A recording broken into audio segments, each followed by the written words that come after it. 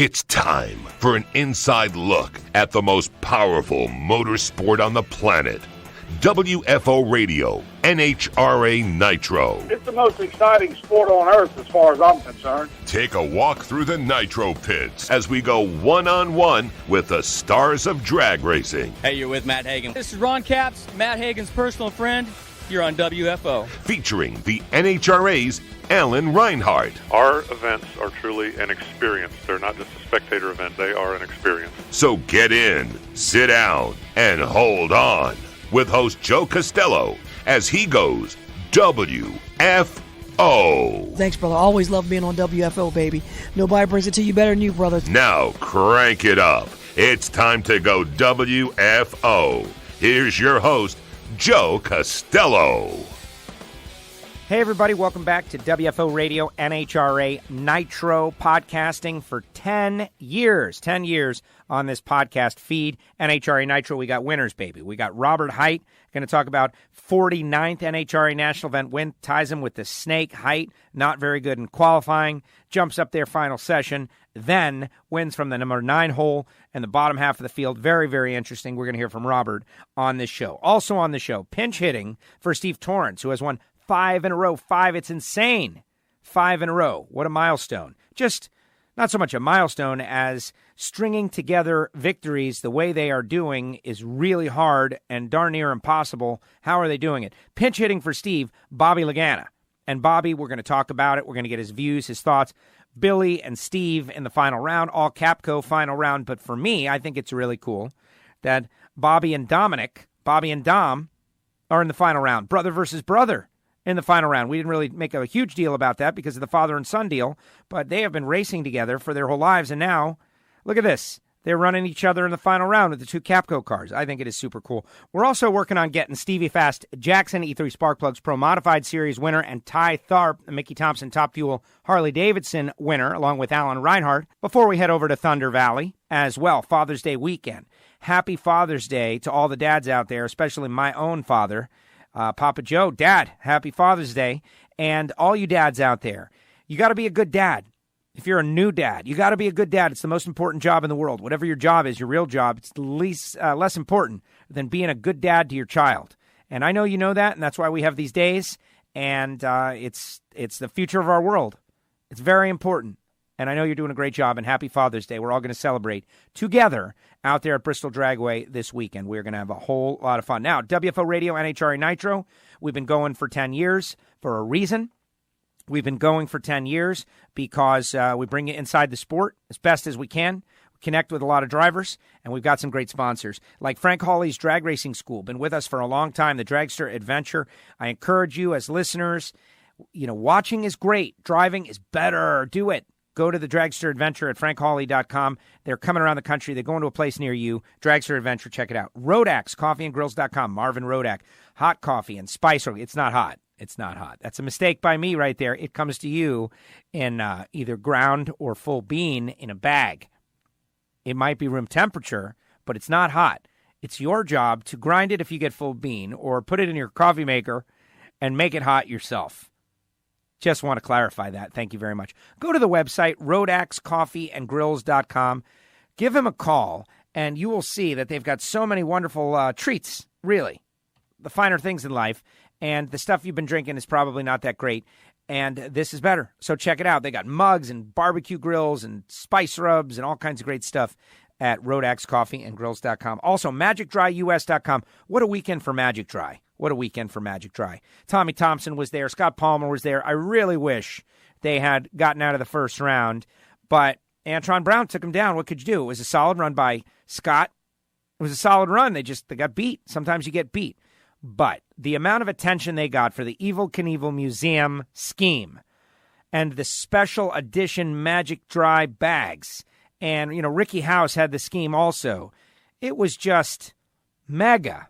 Loved it so much. So great. We did a social media piece for NHRA's Facebook page with Palmer, and he came out, and he had the fire suit, and he had the cape on. Just so great. And I know you WFO radio listeners are hardcore insiders and love NHRA. I doubt we've got people that, hate NHRA listening to NHRA Nitro. Maybe that guy Craig. But that's it.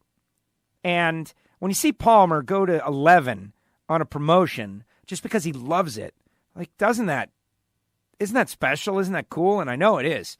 It was great stuff. So check out magicdryus.com. If you got a shop, if you got an oil rig, if you got a factory, if you've got a bunch of cars in there, you need to dry up some spills, Magic Dry US. If you are a listener who has a cat, like Brittany Force has a cat, that's what I should have asked her when we did the hot seat. I should have asked her if she uses cat spot. What kind of litter do you use? Or maybe not. HusseyPerformance.net, Sean Bellemere picking up the win. You know what kind of copper head gaskets he was using. He was using HusseyPerformance.net. If they don't have them, they'll make them. They offer them in 1,000th of a second increments for different tuning. Yeah, go to HusseyPerformance.net. All you engine builders out there, get on it and get with it. And Hangstifer's metalworking lubricants. Dr. Hangstifer been doing it for a long time to make your cutting and machine shop work more precise and your tools last longer. Hangstifer's metalworking lubricants, all on board. Not to mention Drag Racing Edge, who cross-promotes with us. EV3 Drag Racing, who cross-promotes with us. And everybody that helps out WFO Radio. We greatly appreciate all you folks. All right. Joining us now, he is the voice of the NHRA. He'll be calling the action this Father's Day weekend out there in Bristol, baby. Alan Reinhart. Alan, welcome back. Hey, Joe. Great to be back. Boy, what a weekend in Topeka, huh? Oh, my goodness. It has been wild. You know, we didn't have a show last week. It was one of those winter circle shows, and the 4 in a row is just, we're right in the middle of it. That was a wild one. Of course, Torrance winning 5 in a row, Robert winning again. But Pro Modified, that round 1 was just outrageous. Sad, too. Also sad to see so much equipment torn up. But what a race. Yeah, it was definitely a wild one, and I feel the same way. You know, it's always good when you see somebody get out of a wreck and walk away under their own power. But man, I just hate to see all that stuff get tore up. It's really, really nice stuff that those guys are out there racing. And you know, for some of the guys, it's not a huge thing from a budget standpoint, and for some of the guys, it's soul crushing. So I just hate to see it happen to anybody. Absolutely. And, you know, as I have gotten older, you know, when you're a kid or you're young, maybe you don't fully understand that. I know there are a lot of fans that, you know, and they walked away aspect of it is cool. And to see, you know, something, a car crash at 200 miles an hour, it's like, wow. But as I've gotten older and more importantly, closer to the people, like, I don't want to see anybody. I was thinking about Erica and how lucky Erica was that, you know, any one of 10 circumstances could have put her 10 feet back on the racetrack. Just, I don't want to see that happen at all, ever. And we got a very healthy dose or unhealthy dose this weekend. Well, you're right. But, you know, the other side of that coin is if you look at, you know, if Erica's car shakes the tires or does something silly or doesn't make the run that it makes, she could have very easily gotten collected up in that. On the other side of that, if Stephen Whiteley's car shakes the tires, I don't think anybody crashes on that run. You know, I honestly believe that if Stephen Whiteley wasn't there, that Todd Tutterow would have saved it. He had, you know, the parachutes out. The car was obviously in a sideways drift, but he had 25 feet before he got to the wall. And the problem was that Stephen Whiteley was there. So, you know, you just never know. How many times have we seen a situation where it's like, wow, thank goodness so-and-so smoked the tires, or thank goodness there wasn't a car there when the guy came across, because what could have been a disaster ended up not being so bad. And we saw a little bit of both of that in Pro Mod. You know, thank goodness Erica made a good run, and the fact that Stephen Whiteley made a really good run probably got him involved in an accident that if he doesn't make a good run, he wouldn't have been a part of. So you just never know. You know, that's why you put the safety equipment on every time, because you just never know. You never know. And we saw one with Jesse Alexandra in Samtech.edu Factory Stock Showdown. That was just a weekend where there was a lot going on. And Jesse just tore up his car terribly down there in the shutdown area. And very sad. Like, that's a real car. You can see exactly what happens when it hits the wall at a high rate of speed, and the whole end of it was just absolutely crushed. Fortunately, he got out of the vehicle, but just, again, lots of equipment torn up this weekend. Yeah, and it's a shame to see. And again, going back to Todd Tutterow, I don't know if you know this or not, that car was sold. You know, he's got a new car sitting in the shop, so he's going to be at Bristol. It's not going to be, you know, it's not going to hurt his program, the fact that they don't have that car to go to Bristol with this coming week. But the car that crashed was a car that was sold. And so, you know, now not only is that a loss for Todd, but there's another racer out there that was going to pick up a really nice piece of equipment. And what happens from here, I don't know. I don't know if the car will go back to the shop, get fixed, and then whatever. But, you know, there's a lot more people involved than just the two people that you saw out there on the racetrack. Sure. Yeah, definitely, and we'll track those stories along with it. But the bottom line is that, you know, the race went off. We had good crowd out there. Saturday was really strong. Fans in Kansas. Then Sunday, beautiful weather rolled in, and it made for an excellent race day that was very different than what we had experienced out there through qualifying. But the story remained the same. Steve Torrence, 5 in a row now, Alan, and just give me your assessment of what's going on with the Capco team. In this case, Terry Totten first round, then a bye second round. So that second round race, got Steve geared up for the semis, and he went on and took down Antron and his dad Billy in the final round, which is a neat story and very, very cool. It was dad versus son and brother versus brother, as Dom and Bobby Lagana were involved on opposite sides of the racetrack. But the dominance of the Capco team, it's amazing how they have really been able to just get such a leg up on the rest of the field that has Coletta and Don Schumacher Racing and Force cars throughout.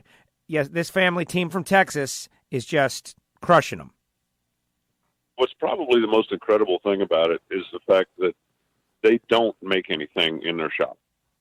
Everything that's on that car is something that somebody could go buy. If you wanted to go race Top Fuel tomorrow, you can call Morgan Lucas and say, hey, build me a chassis. I want one like Torrance's. And they'll say, no problem. We'll put it on the jig and get started. You can call Alan Johnson and order the components that they've got on the car. You can call the other manufacturers and stuff. There's nothing top secret on that car that they've got that isn't available to everybody out there. But Richard Hogan has got a great handle on what's happening right now. They've got a good package. They're good when the track is hot. They're good when the track is cool. It was kind of a surprise to see that even after qualifying number one, it's only the second time this year he's qualified number one. So he hasn't maybe necessarily been the star of the show on Friday night when everybody goes out there and shows off. But when it's time to race, they've got something going for them. And I think it also bears pointing out that the NHRA tech department pulled one of those cars into the barn and took a really close look at it on Saturday evening after qualifying was over with. And, from a competitor standpoint, I would want them to do that. If I'm racing against Steve, there's people out there that are saying to themselves, well, they got to be doing something because, look, nobody could be that good. I want them to be inspected. And Steve said on the NHRA on Fox broadcast, he said, it's a compliment. They think they want to come and make sure everything's on the up and up. Here's the car. Take a look at it. Do whatever you want. We want it. We want you to tell them that we're on the up and up when we go out there and kick their butts. And he took that as a compliment. So I think that, there was a lot going on this weekend, but the dominance of that Capco team just continues on. Yes, it really is. And you mentioned the tech situation. And, I heard it was intense a situation. And you can imagine that the heart and the soul of the Capco team, every one of those guys is into that car. And obviously Steve is the driver. But I agree. It is a compliment when you walk out of the inspection and they give you the clean bill of health, which they did. And then I just can't help. I want to say something that is wrong and unfair. I'm going to say it, but please put me on the right track with this. But these other super teams are being embarrassed right now by this family team. That's what's happening. In any other sport, football, baseball, basketball, where, the media coverage is a little more harsh and intense. You think of the Stephen A. Smiths of the world, what they do to a guy like LeBron James when he has a bad game. But what is happening that a family team from Kilgore, Texas can go out and buy a bunch of parts and pieces, hire some guys, they're the really great guys, but it's not like they robbed these guys from other teams. It's not like they got Bobby Lagana from another team and paid him the moon. It's not like Richard Hogan was out there, crew chiefing champion cars for, DSR. They assembled this group, and they're out there, putting it to these other teams in a way that, given, the structures of them, making their own stuff, all this, having the best of the best, it's embarrassing. What's going on? 24 races in the countdown straight, beat them everyone when everyone's at their best, and then a little break at the start of the 2019 season, and now, what is it? 20 straight rounds?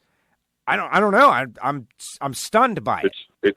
It's 19 straight rounds, but yes, they that's 9 because of the bye run, right? Yeah, remember Charlotte Four White's a three rounder. Got it. No, they definitely, they have got a combination that's working right now, and we've certainly seen other teams get into that zone, if you will, from time to time. I think, I liken it a lot to what Martin Truex and the guys did when they were out in Denver. They're a million miles from NASCAR's hub, so to speak. They're buying chassis from Joe Gibbs. They're getting engines from TRD, which is the same horsepower everybody else has got. and they've got 30 or so dedicated guys out there in the shop that are putting these cars together. But they went out and won the championship and won a lot of races. And I don't know that embarrassed is the right word, but they're definitely putting it to the other teams right now. You know, sometimes you just hit on a combination that clicks. And one other thing about, you know, the team that they've got behind them, Bobby Lagana's been around drag racing since he was old enough to walk, probably before that, you know, racing with his dad and doing some match race stuff. Not necessarily high profile, but there's not a whole lot of people out there that know more about the nuts and bolts of putting together a race car than Bobby does. You know, Richard Hogan goes all the way back to the days when he was going from town to town and race to race, Tuesday, Wednesday, Thursday, Friday, riding in a dually truck with Don Garlitz.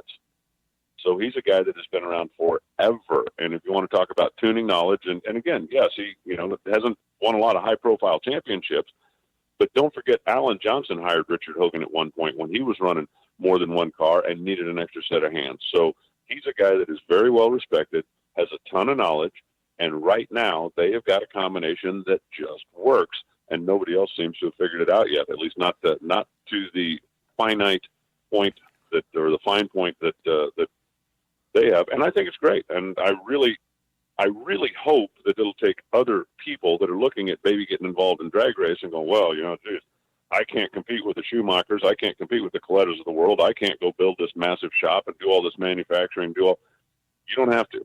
If you want to be competitive, put the right people in place, and you can buy everything you need to go out there and win. And Torrance's team is living proof of that. Yeah, and I remember several years ago when NHRA kind of clamped down on the rules and locked in some elements to it. This was the goal. This was the stated goal, and the goal has been accomplished. And yeah, I select the word. I always think, I know we got crew chiefs and crew members from those other teams that are listening, and I say it with I'm cautious about saying it because I don't want to make anybody feel bad using the word embarrassed. But in other sports, that's what it is. Like when you get blown out on the road by a team, that's what they say.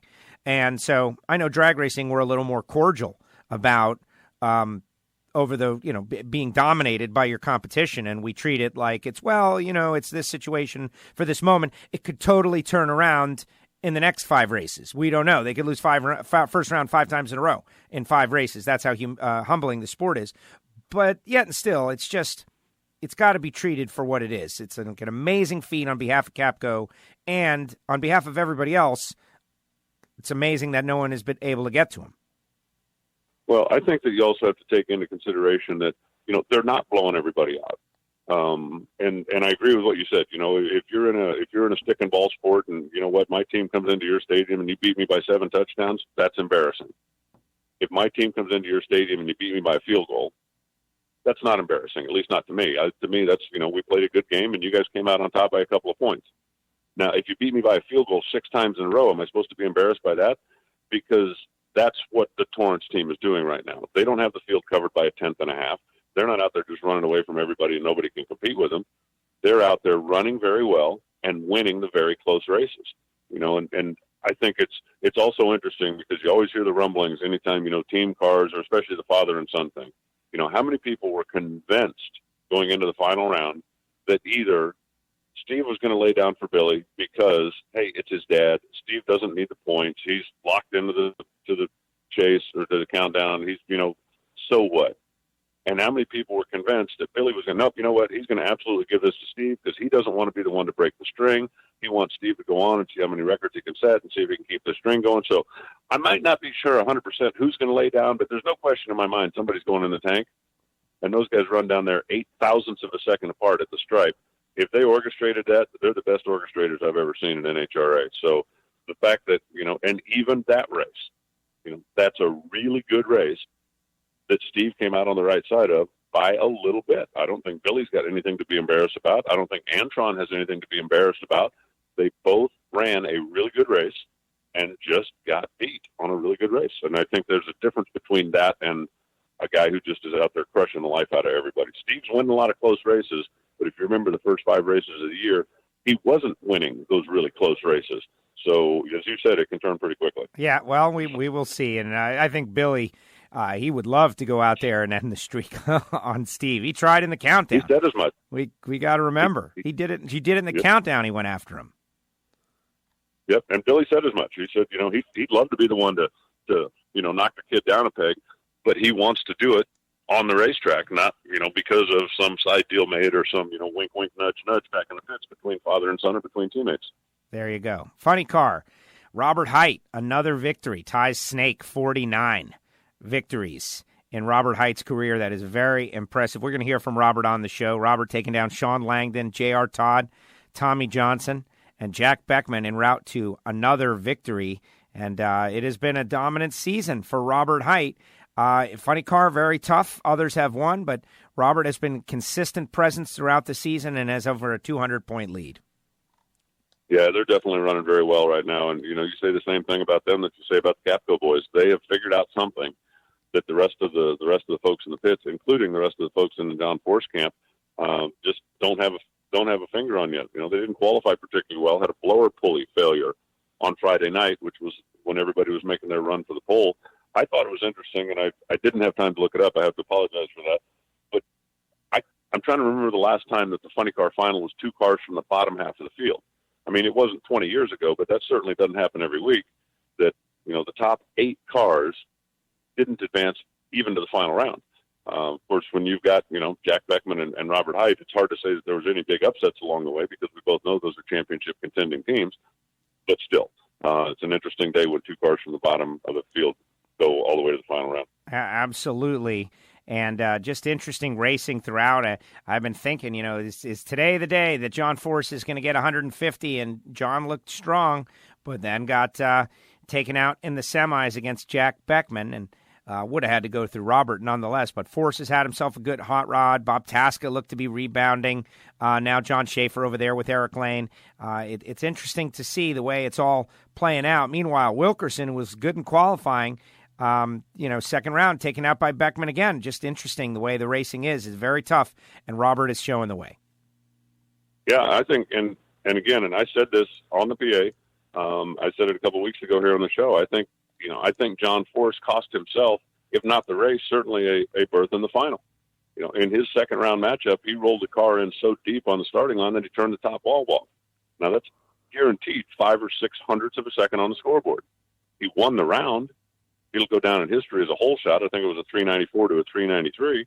But if he stages the car regularly, the car runs 3.90. He wins the round anyway, and then he has lane choice against Beckman. Is that a determining factor in the race? I don't know. But everybody that had lane choice chose the left side of the racetrack, and on the run that John got beat, he was in the right lane because he didn't have lane choice. And I really think that, that's something John has always chunked her in there a little bit, taken some, pumps him up, makes him feel like he's getting after these kids. But I really think at this point in time that it is costing him opportunities to win races. And I don't know that he can be broken to the habit or talked out of that. I promise you, Brian Karate has tried. But I honestly believe that he cost himself at least a shot in the final round. And, if he gets the final round, who knows? Robert made a great run, but, Force's car sure looked like it was on par performance-wise if they both stage the cars the same and run them down to the stripe. Very interesting discussion. And I know Force has made the case pretty much exactly what you said. That's how he gets amped up. That's how he gets hyped up to go up there and, get in, gets his mind right. To go race through, chunking it in there a little bit. But I understand what you are saying as well. Like he would be reacting to the light the same, and it would just be different numbers, but he would get the better ET, which ultimately is what lane choice is determined by. Yep. If you're losing a lot of races by 6 inches and you want to chunk it in, that's fine. But when you're winning races by a car length or by half a car length, that 6 inches on the starting line is not the determining factor in who wins the race. But the number that comes up on the scoreboard is a huge determining factor as far as going forward in the next round. And, I just don't know. It's difficult, no matter how good your car is, it's difficult to voluntarily give up lane choice every run and still try to be competitive over long term. Very interesting discussion. And John Force, sitting third in the point standings. Robert 208 ahead of Tommy, and John at Caps, JR, Jack Beckman, pretty much all log-jammed right behind each other after that 200-point gap. Going to be interesting to see how it all continues to play out. And just 2 of the Mellow Yellow Series in attendance out there, no pro stock motorcycle. And so it was kind of interesting where E3 Spark Plugs and Samtech and the Lucas Oil Top Alcohol ranks took over the remaining spotlight, and they did it in a good way. Sean Cowie and Sean Bellemere, two Seans spelled differently, winning in Top Alcohol Dragster, Top Alcohol Funny Car, one trying to be a champ and one already the champ. I think the biggest story in the alcohol dragster ranks was the fact that both Randy Meyer cars were out round one. And I'm literally going to do some research before we do the television show, the voice part of it next weekend, and see when's the last time that happened, because I can't remember it. You know, if you look at this year, it seems like one of the Meyer sisters has been in the final every time that they've been at the racetrack. So I think we're going to have to go back a ways. But, you know, that's what happened. Megan had a problem. Rachel had a mechanical problem, actually never even staged the car. But both of them at their home racetrack were spectators in round one, and then the field really opened wide open. You know, Troy Quecklin Jr. had a good car. There were a couple others out there, but, you know, the injected guys all tried to surround Sean Cowie, but nobody could beat him. And Cowie taking the win, and Bellemere, of course, the champ. We were setting up for that big Bellemere Leanders final round, but Ulf ended up coming up short in the semis, and so Bellemere takes the win. Bruno Massel, star of television, goes out there and takes the comp win, and Bruno, man, that thing was wicked. The back half of the track with that Turbo 4 is insane. Well, I think it's funny to note, and you know, sometimes you win on performance, sometimes you win on good fortune, sometimes you win on intimidation. I believe Bruno had 3 red lights against him, and that's intimidation. You know, they know his car's fast. They know that they can't give up anything, so you lean on the tree to try to, if nothing else, get a little bit of a jump and try to punish him. Even if he's going to beat you, try to punish him through the CNC. But when you red light, your opponent then doesn't have to use up anything. Just kind of an easy trip into the next round. But, yeah, you're right. That car he's got is amazing. You know, the turbocharged 4-cylinder Ecotech that'll run over 200 miles an hour when he needs it to. And he had a good day at the office, so good for him. It's been a while since Bruno's had one of those good days at the office, and you could certainly see on his face just how excited he was that it all came together for him there. Topeka's been a really good racetrack for him. Gene Mosbeck, Superstock, Chris Cheney, and Stock Eliminator, Kyle Fickler picking up the win in Super Comp for the folks at Aeromotive. Sean Carter and Super Gas had to beat his dad in the first round. Trevor Larson, Super Street, Stevie Fast. Boy, Stevie Fast. His crew chief, Billy, lost his dad a week ago, and this victory was all about that, and they were very pumped to go through, but in addition, extends his point lead. Yeah, Steve had a good car on Sunday. He didn't have a good car in qualifying. We talked about that a little bit in the winner's circle after it was all over with. You know, he only made one run down the racetrack in qualifying. The one he made was a good one. It made him the number one qualifier. But I went by and spoke to him on Saturday morning before the qualifying session number 3, and you know, he wasn't worried. But it's like, man, yesterday we looked like we'd never seen one of these cars before. So they got their act together and got it in the show, and then went ahead and ran the table. So, you know, the blower cars are at a bit of a disadvantage going to Bristol this coming weekend. So we'll see, you know, he's going there just to, you know, try to minimize whatever damage to his point lead, because of the altitude track, I think most people will tell you that the turbo cars have a little bit of an advantage. So we'll see. But he's glad he got this one, because he really feels that he and the rest of the blower brigade are at a disadvantage next week. Clint Satterfield, interesting story. You know, let's face it, Clint got reinstated after a round 1 loss to Khaled Al-Belushi, and then got a Byron second round because Todd Tutterow had crashed first round. And then in the semifinals, Mike Janis, the reigning champ, just kind of rolled the beam, some sort of trans brake malfunction or whatever it was. Just he jumped the beam, and Satterfield runs 598 to go to the final round. But still, this is a team. 2 guys, Satterfield, Bob Gardner, they're at all the races. They're hustling, they're working, they're trying. And I think the Cosmos, you know, gave them a little something back for the last year or so of just bad luck that they've had. Well, Stevie even mentioned that in the winner's circle. You know, he said that your worst nightmare is a guy like that in the final round. Because if he's racing Tutterow, if he's racing Janis, if he's racing, you know, Ricky Smith, you know what to expect from those guys, right? You know, okay, these guys are going to bring it. You're going to have a good race. You better be ready to go. But when you're racing a guy who is just having one of those days where he can't do anything wrong, you know, there's some days when you can't do anything wrong. And when you come up against that guy, how do you prepare for that? And, you know, you go up there and just kind of, you know, try to blind yourself to it and, you know, hope that his lucky streak has come to an end.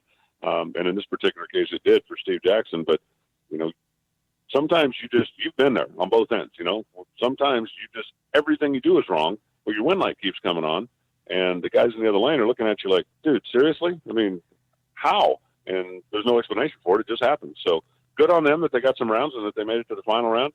But Steve Jackson was certainly nervous because he figured, well, I don't know what's going to happen, but sure looks like something's going to because it's been going on all day. But in the end, it ended up being Steve for the win. And I spoke with Khaled Al-Balushi, and he smiled. He had his kids there. Khaled's got great perspective.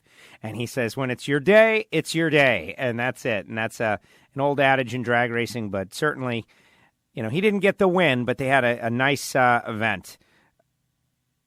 Yeah, it was kind of an interesting event. There were some tech issues in the pro modified pits as well, and I'm sure that you can read about those on NHRA.com or when your national dragster shows up.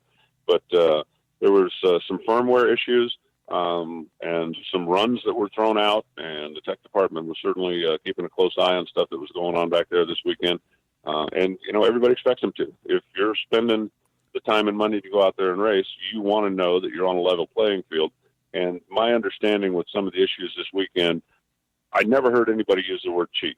There was a firmware update that some guys had made and some guys had not made, and then there was some of this stuff was approved and some of it, and it was just one of those, we're not saying it's illegal, but it's not approved, so we need to delete this and move on, and that's basically what happened.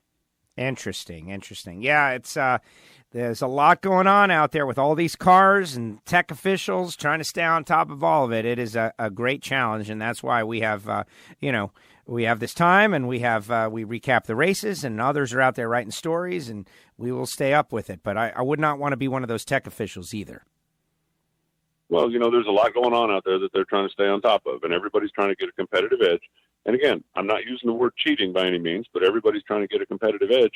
And, sometimes as a tech official, you got to go tell somebody, you're going a little too far, you're getting a little too deep in the gray area, and make sure that the field is level for everybody. So I certainly appreciate the job that they do, and I know all the competitors do as well. Absolutely. And then Factory Stock Showdown, points leader and the race winners, the Skillmans, out early. Stephen Bell is able to get the victory over Archie Cohn and kind of changing things up a little bit. But very exciting racing nonetheless. Getting the power to the ground is still the challenge, and they were able to do it. It really looks like those guys have been making some big strides, and by those guys, I'm talking about the group as a whole, in making that happen. There have been a couple of races even this season, earlier in the year, where you would come up in the first round and, 6 cars maybe would make clean runs down to the finish line. You'd see a lot of them smoking the tires, a lot of them having to pedal, a lot of them having to work it. And I think that they're getting more and more refined on what it takes to make sure those cars bite. Even when the track temperature was up above 120, there were still, long wheel stands and guys that were manipulating the power correctly to get the cars to make a move, and that sure makes for better racing for the fans. Absolutely, it does, and it looks like we're going to have ourselves a points battle throughout the rest of the year. Alan, great job as usual. Just like that, we're hours away from the next one. Thunder Valley, Bristol on Father's Day weekend, always a fun event, and we'll all be back, and race 3 of 4 in a row will be run. Thanks, Joe. Always a pleasure. I do want to kick one thing out there. For those who are coming to Thunder Valley this coming weekend, especially those of you who are pro-modified fans, Nitro School has become a normal thing, a big deal that a lot of fans like. They come by, they get an opportunity to watch, learn, ask questions about how the Nitro cars work. We're starting to expand that program a little bit, and on Friday, we're going to do pro-modified school with Stevie Fast Jackson as a co-professor. Wow. So if you've got a question, you've got a comment, or you're curious, you're a fan of the Pro Modifieds, we're going to talk about all the different power adders. We're going to talk about who's at the advantage, where, why, how, some of the mechanics of how the stuff works. And Stevie Fast Jackson is going to be the co-professor. I think it's going to be a lot of fun. And if you're a Pro Mod fan, I think you're definitely going to want to be there. So that's Friday at Thunder Valley. It's just going to happen on Friday. Super cool. Alan, great job. Thanks so much. We'll be sure to keep promoting that throughout. That sounds like a whole lot of fun. Thanks, Joe. Travel safe. I'll see you in a couple days. There he goes, the voice of the NHRA. Alan Reinhart joins us each week right here on WFO Radio. And, we had a little bit of an interesting discussion. I didn't mention Ty Tharp. Got to mention Ty Tharp, Mickey Thompson, Top Fuel Harley winner. Big win by Ty Tharp also. But, embarrassed. All right, that's a bad word. Yeah, embarrassed. But really, though, what are we doing here? When one team shows up at the track 5 weeks in a row and wins 5 weeks in a row, what else do you want to say it? Dominating, destroying, humiliating. Like, we can pick a lot of words. And we're always talking about why drag racing doesn't grow and how we hate when everybody's all smiley on the top end of the racetrack and hugging each other. So, doesn't that apply to this as well? All I'm trying to do is bring a little attention to the fact that the other teams should be mad. They should be angry. And are they? Yes, I think that they are. They are angry. And the crew guys, like you guys who just heard me go through that with Alan Reinhardt, I know there's a lot of you who listen to the show and you're listening, and now I'm talking to you directly. This can't be cool for you guys to have one team, whoever it is. Happens to be Capco. A couple of years ago, it was Antron. Years before that, it was Tony Schumacher. Nobody likes it when their competition just owns them, like what is happening now. And so I use the word embarrassed. Maybe that's a bad word. And I don't mean any disrespect to anybody. What I'm trying to do is draw attention to this. People have got to be simmering. People have got to be annoyed. People in other, like, what do you think Connie Coletta thinks? Like, I wonder, does Connie Coletta think, it's okay that my guys are getting whooped? Or does Connie Coletta think, like, this is horrible? Same for Don Schumacher and John Force. Like, what do those guys think? They're obviously annoyed. They have to be annoyed. It's a redundant question. Everybody knows. So, we'll see what happens. What about a bounty? Is it going to be a bounty on the Capco guys? I don't know. We'll see. But obviously, I mean, no disrespect to anybody. I think it's great that everybody's out there battling, but I just haven't seen this. I haven't experienced this. We did interviews with Tony Schumacher, the Erie 116 races, on XM Satellite Radio, with every one of them. And it was pretty amazing. That was incredible. And I know that there were people that were very annoyed by it in the pit area. So it is what it is. We'll see. Maybe it comes to an end this week. Maybe it doesn't. We'll follow the story to its conclusion. But what I think is that it's ripe for debate, because now Steve Torrance is the New York Yankees, and you know how that works. People don't like any team to just dominate. People don't like it. At first they like it, and then they get upset. And that's about where we're at, I think. We'll see. All right, so we got Robert Hite coming up. We have got Bobby Lagana coming up. We have got, hopefully, it's not a guarantee yet, hopefully, Stevie Fast coming up. But right now I want to tell you about Frank Hawley's Drag Racing School and the Dragster Adventure. Frank and Lana Hawley setting up a business. Of course, Frank is a Hall of Fame driver, but they will train you to get your super gas license, your super comp license, top alcohol license if you want to do any of those things. It's clearly the way to go if you want to become a champion. But more importantly for you fans, oh, look at this. Fresh on the map. March 27th, 2020. Gainesville Raceway, 20 spots open. Dragster Adventure. Summit Motorsports Park, July 19th, 2019. 16 spots open. But they're selling out quick. I know the WFO radio listeners are all up on it. Go to frankhawley.com or just give them a call. 866-480-7223. That's 866-480-7223. Tell them you heard about it on WFO radio. Courses start at $399, which is not that much for what you're getting. 130 in the quarter mile.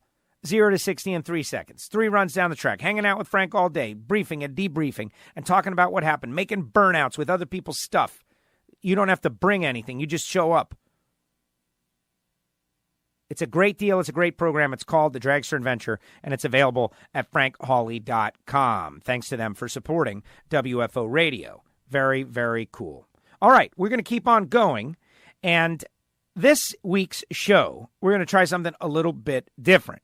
I am going to just keep on moving, right? We're going to keep on moving with our guests because there's a reason behind the scenes. It has to do with production and the people who do the production. The great Giovanni in Miami, who assembles the show each week, decides to take a family vacation in the summer with his wife and child to San Francisco, and you're going to go see the country, which leaves me doing the show this way. And who knows, maybe this will be like a genesis of a new style of WFO radio. So we're going to dive right back into it. Next up, NHRA Nitro funny car winner, Robert Height. He's back. Robert, wow, what a season. You are having another victory. This one, though, it started off a little sketchy. You guys were having some troubles in qualifying. Walk us through that. Jimmy seemed a little down. Things were breaking, basically. Parts breaking. Yeah, we just had some bad luck in qualifying. The first run, it broke a push rod, which, it's something that never happens and something that can be very, dangerous. So we really tried to get to the bottom of that.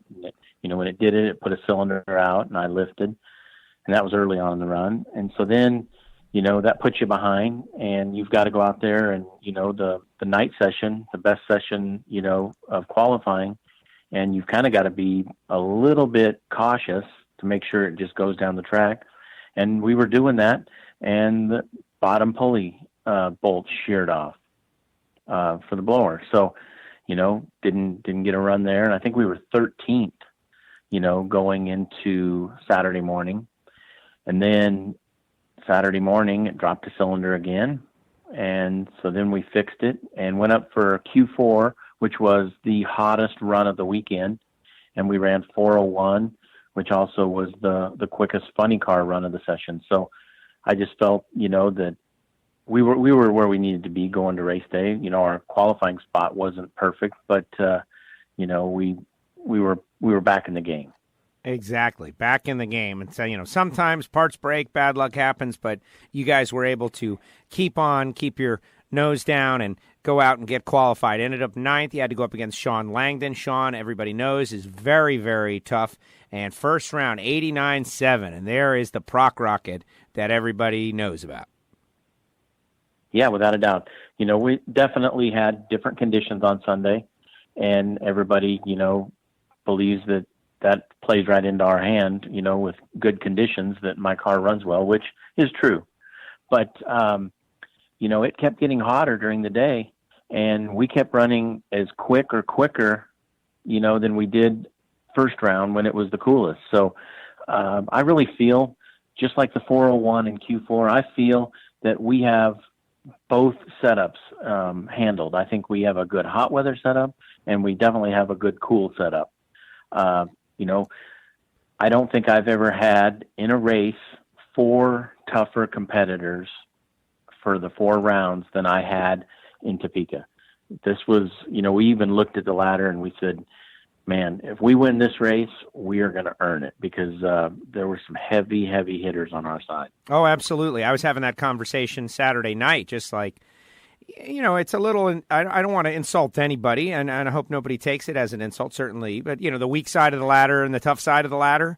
But there are just weekends where, racers end up on one half of the ladder altogether.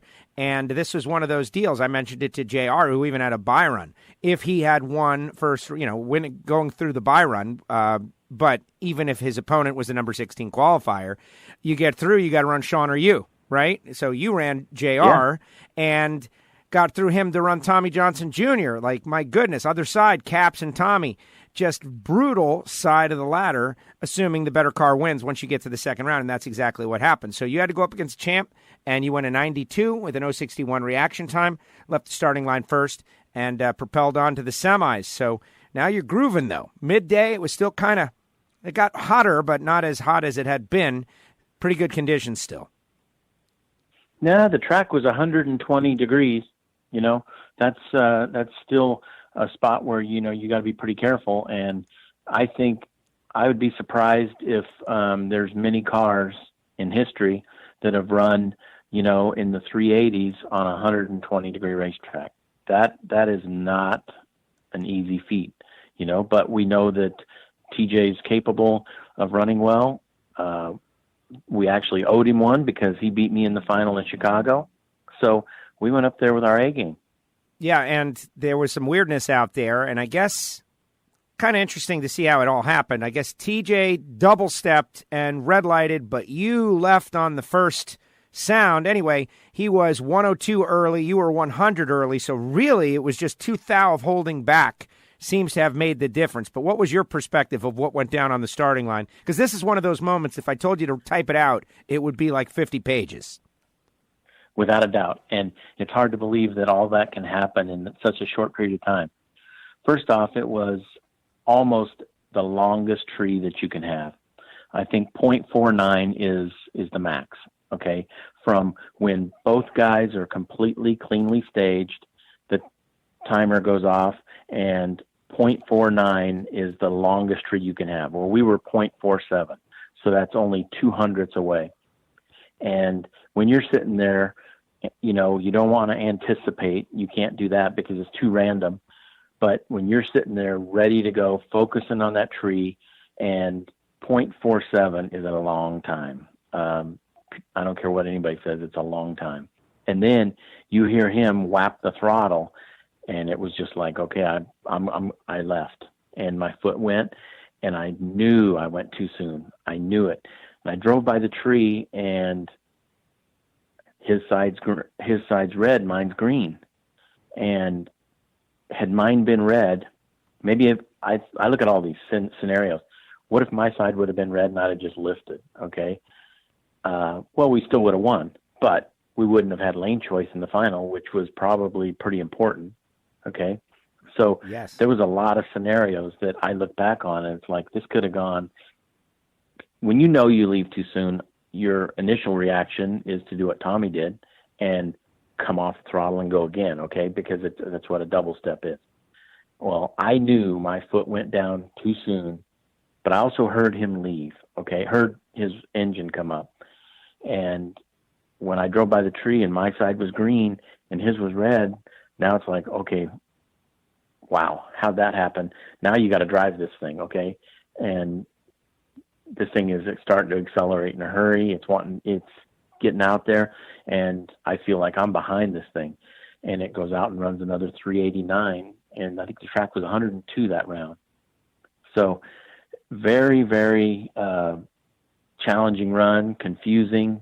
It was crazy. Yeah. I think the ET that time was 3,900, 89 in the final. But let me ask you this, though. In this, I don't know, and maybe, you know, how do you know that it was 4.7? Is that something you guys pick up from watching videos afterwards? Is that a data point that you keep track of? What it is the incremental sheets that NHRA give you every run, that number's on there. Oh, there you go. So come by next weekend, I'll show you. Yes. There's another important number on there as well, and that is, okay, after the first guy stages, starts the 7-second timer, so that if the second in doesn't get in within 7 seconds, they time out. So I can show you that number on an incremental sheet too, of how long it was between the two drivers fully being staged, and then the randomness of the tree. Oh, that is great. And I will definitely take you up on that. That is very interesting. Yeah. And that's that way you guys know, who takes the longest staging, who is the quickest, and whether the randomness of the tree is random, as they say.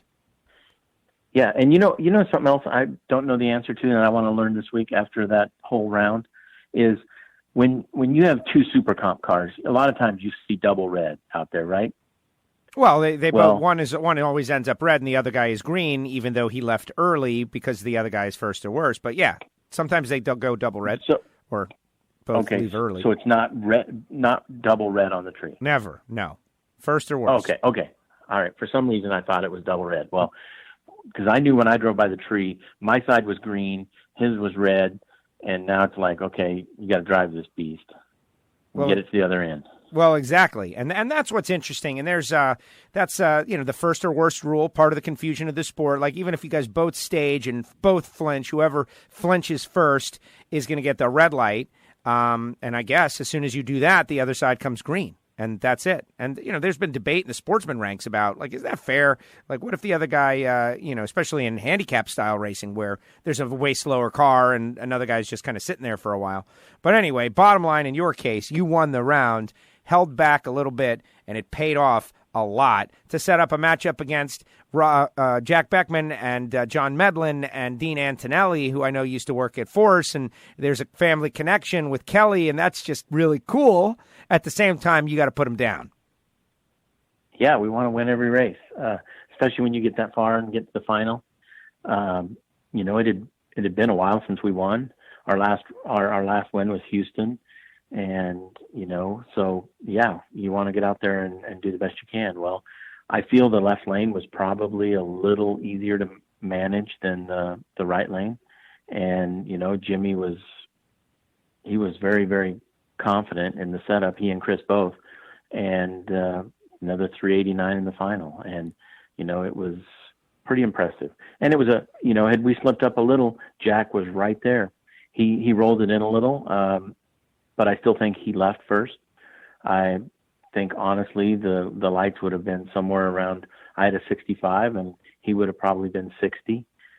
So we had to make a nice run to beat those guys and come up with win number 49. Pretty awesome. Yeah, let's talk about that number. The milestones. Your boss, John Force, is at 149, and you are at 49, which is funny to say, but let's put John out in his own universe because he is.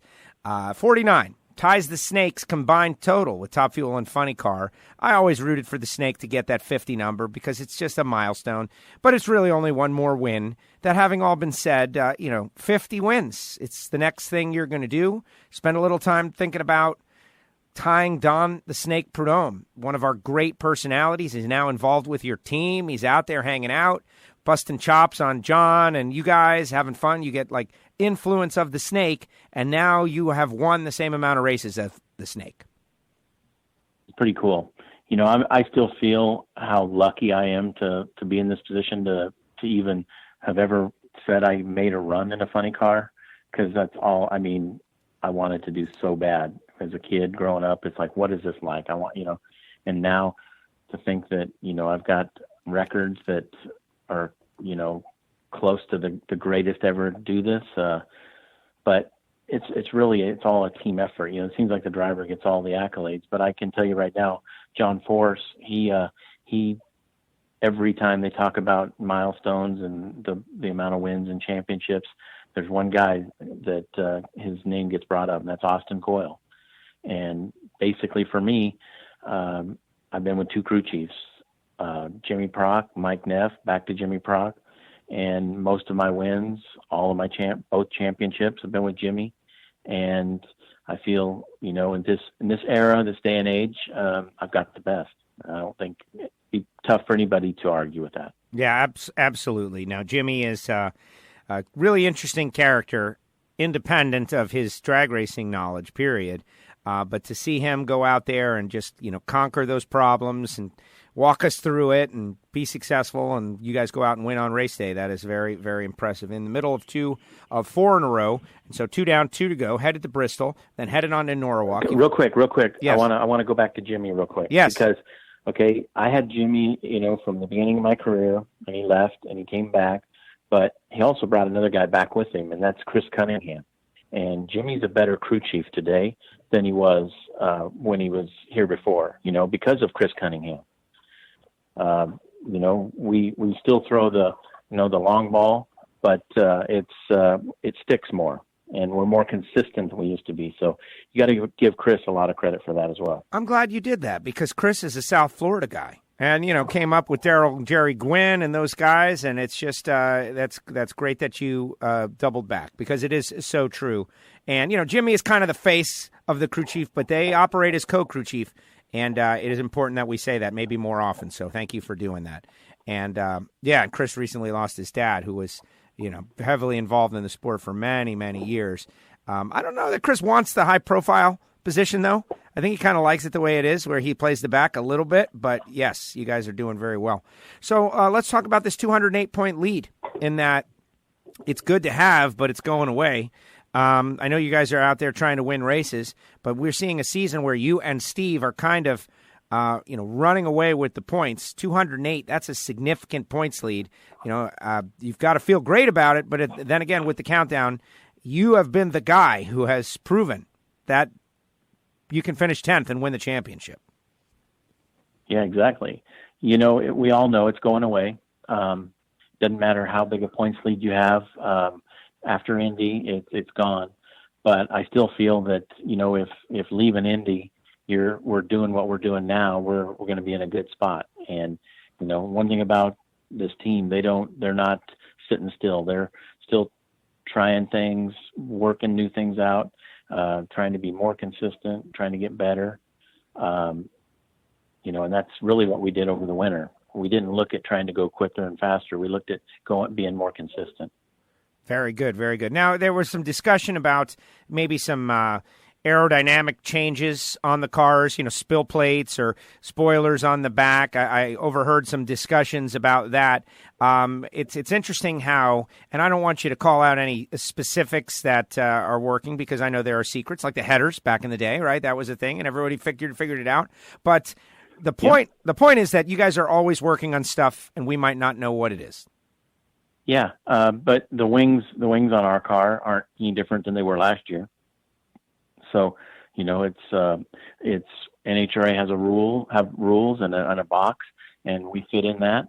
And I don't think there's anything there, to be honest with you. Interesting. No, I had heard it discussed and bantered about, which is very, very good. So let's talk Bristol Father's Day weekend, a race that has kind of really taken its spot on the tour, and they do a lot of great things with it. I was there last week with Austin Prock as he did a little preliminary media hit out there, which was very, very cool. And, here we go again, a couple days away, another chance to race. Yeah, exactly. It's, we started out this 4-race swing here, and we've been to both finals and had good luck in Bristol. Love that racetrack, Bruton Smith facility. It's, top notch, and it's fun to be there on Father's Day. My daughter is on the road with me, so she'll be getting to spend Father's Day with Dad at the races. That's pretty cool. And, we gotta just keep forging ahead. It's, looking at the forecast, the weather's going to be unseasonably, cool and nice for Bristol, Tennessee this time of year. Oh, I hope so. My goodness, that would be fantastic. Now, Brittany was on the hot seat, a new segment that we are doing at the NHRA, and it's not my segment. Typically, Jason Logan does the deal, and but he was not there this week, so I had to, got called from the bullpen. And Brittany Force was our guest. Did you get to see any of that? How do you think she did? I didn't get to see it, but I heard a little bit about it. So, she always does a good job. So I'm sure I'll look online and see if I can see a replay of it. There you go. Robert, excellent work. Great job. Very fun to watch you guys go through the process here this weekend. Very tough racing out there in Funny Car, and I really feel like it's only going to get tougher as we're in some said, the dog days of summer now, but maybe we'll get a little bit of a reprieve out there in Bristol. But now it's about clicking off wins. You guys are not locked into the countdown by any means, but certainly looking good for that. So I'm sure you're thinking championship and Wally's. That's it. Try to get as many trophies and, keep this momentum going as long as we can. And, hopefully till, November, and that's Pomona.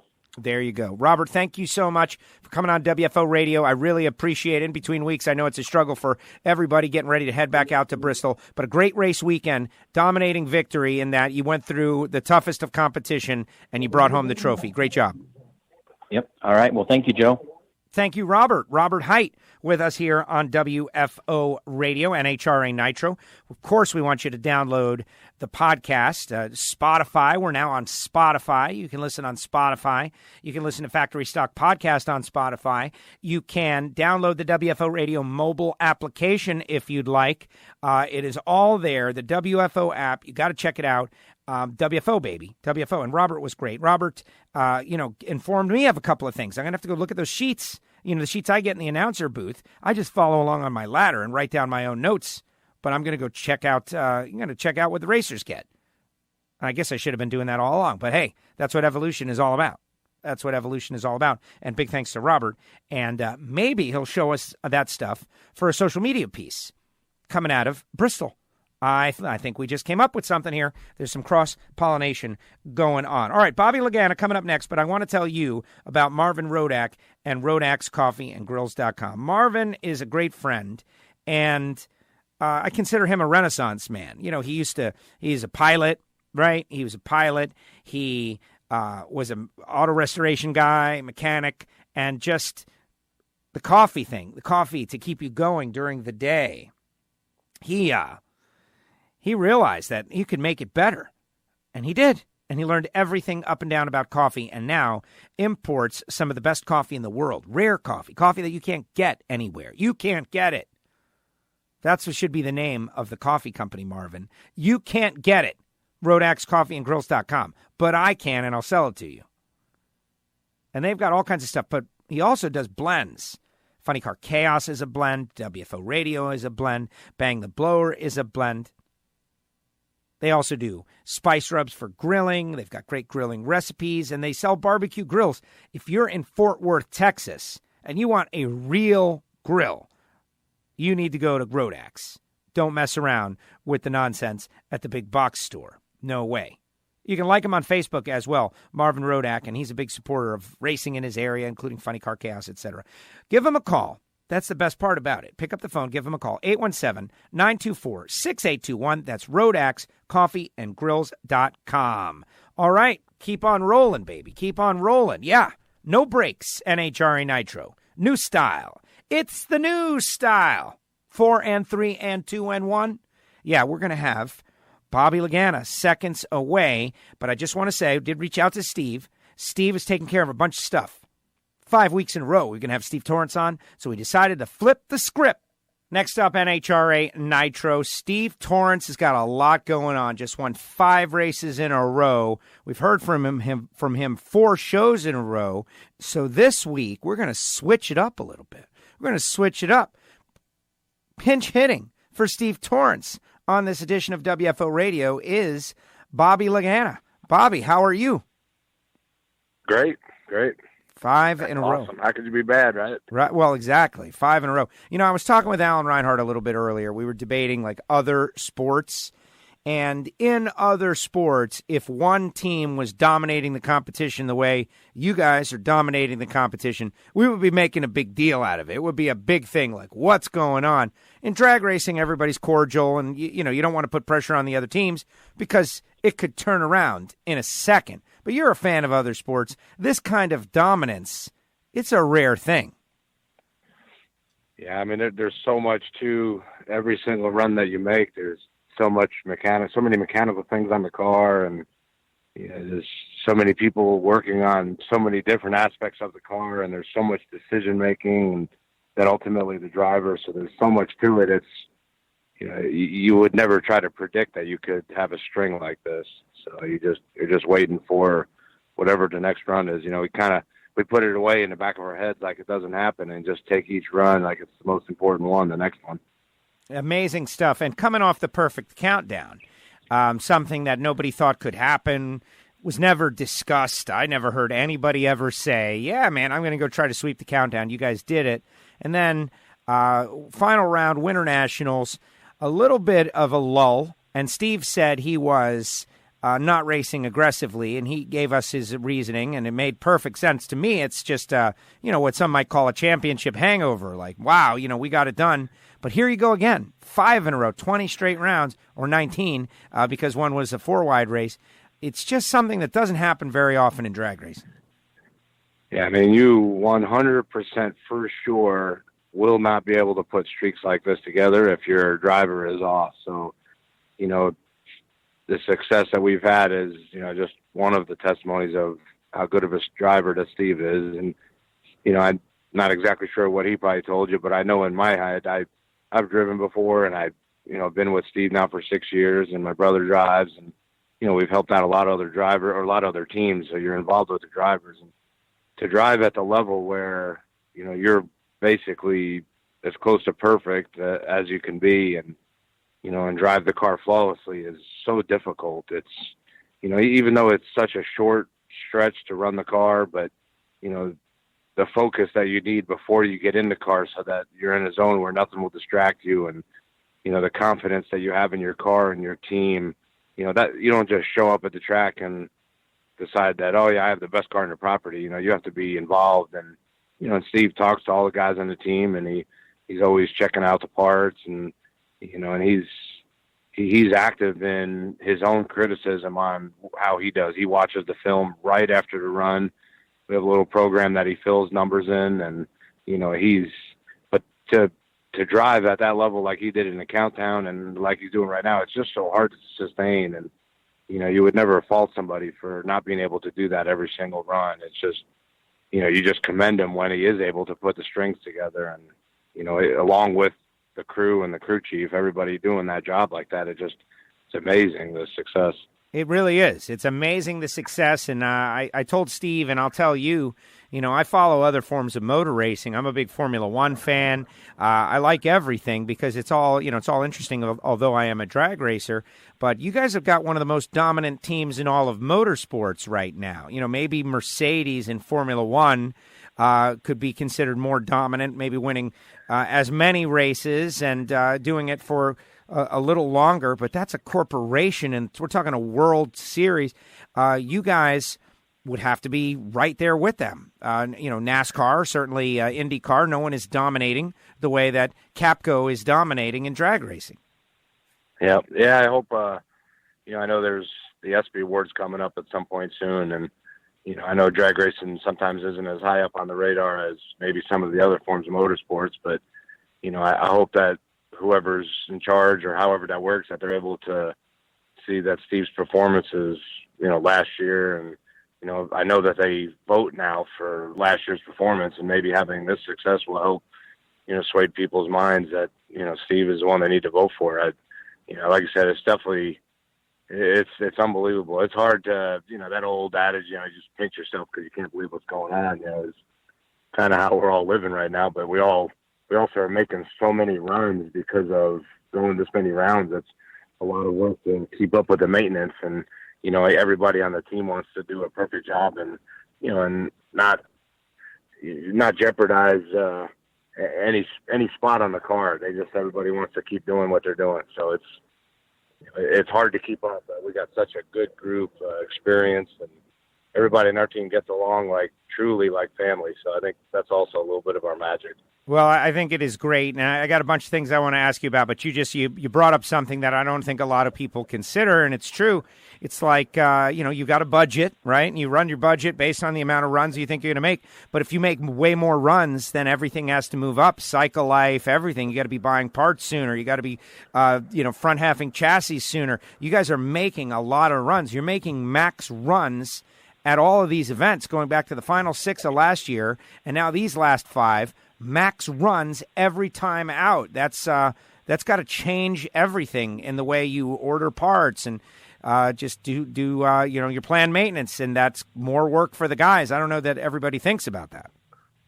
Yeah, no, it's like we were kind of just joking around when we were heading to the track yesterday morning to Topeka. We decided to Billy's car tore down, and then we tore down a little bit on Steve's side Sunday night, and then Monday morning we came back, serviced the race car so that we could put it away and not have to worry about it till Friday at Bristol. And on the way to the track, we knew that was our plan, but we, just kind of joked around like, all right, well, maybe Tuesday we just have to work a little bit. And I just threw that out there, and all the guys on our team laughed and said, yeah, right. It's the funny thing on our pit, and everybody, it's just, there's so many parts and nobody has a problem with it. They, guys for sure don't mind working extra overtime and, just putting a little extra effort into getting ready for the next race when you've had the success that we have behind us.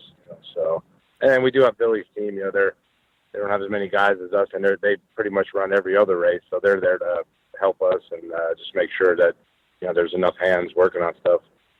All right, you mentioned the teardown. Alan Reinhart told us about that a little bit. Steve mentioned it, and a compliment, right? Like, wow, we got to. These guys are doing so well. We got to check their stuff out, and check it out so that everybody at least feels like this is on the up and up. And you guys got the clean bill of health and all of that stuff. Steve said it was a compliment. Do you view it as a compliment? Yeah, we have no problems. The tech department was always welcome in our trailer and shop. We always open information when there's issues going on with, certain parts, or trying to help them identify what's maybe causing problems, not to accuse anybody of cheating, just to help keep the cost down in the sport. That's one of their main goals. And, we've always been upfront with them, and there's been multiple times when they've asked us for our run data, and we obliged and gave it to them. And, they probably could have handled what they did Saturday a little differently, but we have no problem with, them having anything in our pit, anything in our shop, and any information. Let's pick it up at the semifinals. Terry Totten, first round. Steve got around him. Terry gave it a ride, though, and then a bye run second round. Yeah. The Antron Brown run, and then, of course, I want to spend some time on the final round because as much as it's Steve versus Billy, it's also you versus Dom, which is just amazing. That's got to be like a real milestone for you guys in the final round. But let's pick it up against Antron. I spoke with Antron several times over the course of the weekend to just get his view. I know he's close to Steve, and he has dominated in the past, to get his view of what is going on with you guys. And he said flat out, we're working hard to catch them, but they've got the magic right now, and they are crushing everybody. And sure enough, 051 Steve, Antron left a little ahead of him, but 75-0 got down. They did not get down, so another victory against Antron. Yeah, I think, you maybe put yourself in a position where guys are pretty confident you're going to go down the track and not just, you're going to make a pretty competitive ET, and Steve was driving so well. His reaction times from Q1 all the way to the final were amazing. So I think when you feel like you have to push a little harder than you're comfortable and don't necessarily have lane choice, it kind of puts yourself in just a tough position of, do I just make a solid run down the racetrack and, see how the results end up, or do I try to push a little harder to put them, maybe give ourselves a better chance? And Steve and Antron were pretty close on the tree, and, we made a really good run for the conditions. So I think if they felt like they had to push a little harder, that's, and we've been in that spot before, and, it's hard. I mean, that's a competitive team, from just out of Schumacher stable, and Antron's a spectacular driver, and, Mark and Brad do a great job. So we were definitely nervous. Like I said, Antron's had our number for all those years.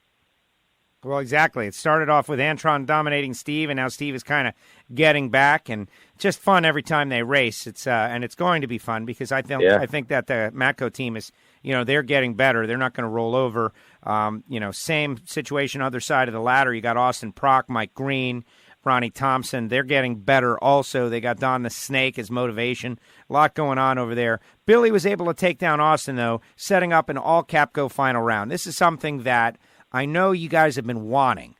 Billy and Steve have raced before, but not in the final. That's just so different because the team wins, and now, dad and son can sort it out. And I know that they were going for it against each other. They got a cool relationship. Billy took a shot at Steve last year in the countdown, which, that tells you all you need to know about Billy Torrance. He was ready to destroy the perfect countdown to be the one to do it. And Steve got it. And here they are in the final round. So tell me about getting ready for the final round and knowing, Billy and Steve are racing each other, but you and Dom are racing each other, a milestone for the Laganas as well. Yeah, I always said in the back of my head, if we were ever to race in a final, that, really wasn't partial to who won or who didn't win. And, you just hope that it was a good run for multiple reasons, that it's a side-by-side run. So for the fans mainly, and, for the TV show and just the drama that it creates. But I really never thought that I would take sides or feel like I want to see one car win over the other. Well, and in this instance on Sunday, I feel like I probably was definitely rooting for our car, Steve's car. And I don't know, maybe it had something to do with winning 4 in a row and just how many runs down the racetrack that we've made. And, and so I definitely was rooting for Steve, but to see Billy make that run and to have that reaction time was it just made you feel so good. That time slip, when you look at that time slip, looked at it this morning for a little bit, it's hard not to have a huge year-to-year smile. The guys over there, they're doing a great job. Jason McCulloch and Walt and Dom and all the crew guys that are on the team. And, we fly in about 3 guys on that car. And, it's just so awesome to see guys be a part of that successful part-time car. And we've gotten so many people their first wins with that car. And just there's just so much good feeling to all the stories. Yeah, it's hard to stop smiling. Absolutely. All right, I'm going to rapid fire a couple of questions at you, Bobby. I know you're busy. You got to go. You got stuff you got to do. But Richard Hogan, I get to speak with Hogan. I want to get him on the show. But we talked a lot about Garlits, talked about his time with Garlits, talked about, just that he's like the last direct connection to Big Daddy Don Garlits that's out here racing, and he's leading a world championship team that's doing all these amazing things, and that's such a credit, like a tip of the cap to Garlits. for all those years that they worked together and, the on and off. He told me some great stories about them not talking to each other for a couple days at a time, riding back from places. But special kind of character, Richard Hogan, was with Steve, left Steve, came back, and now the chemistry. I mentioned earlier, it's not like Richard Hogan was, working at DSR or JFR. Like, he was working with Steve and you guys as well, like putting the team together. It's a very interesting thing, the way it all came together, starting out with Richard Hogan. So tell me about Hoagie. Yeah, Richard's a very independent person, in many ways. He doesn't let anybody or anything kind of change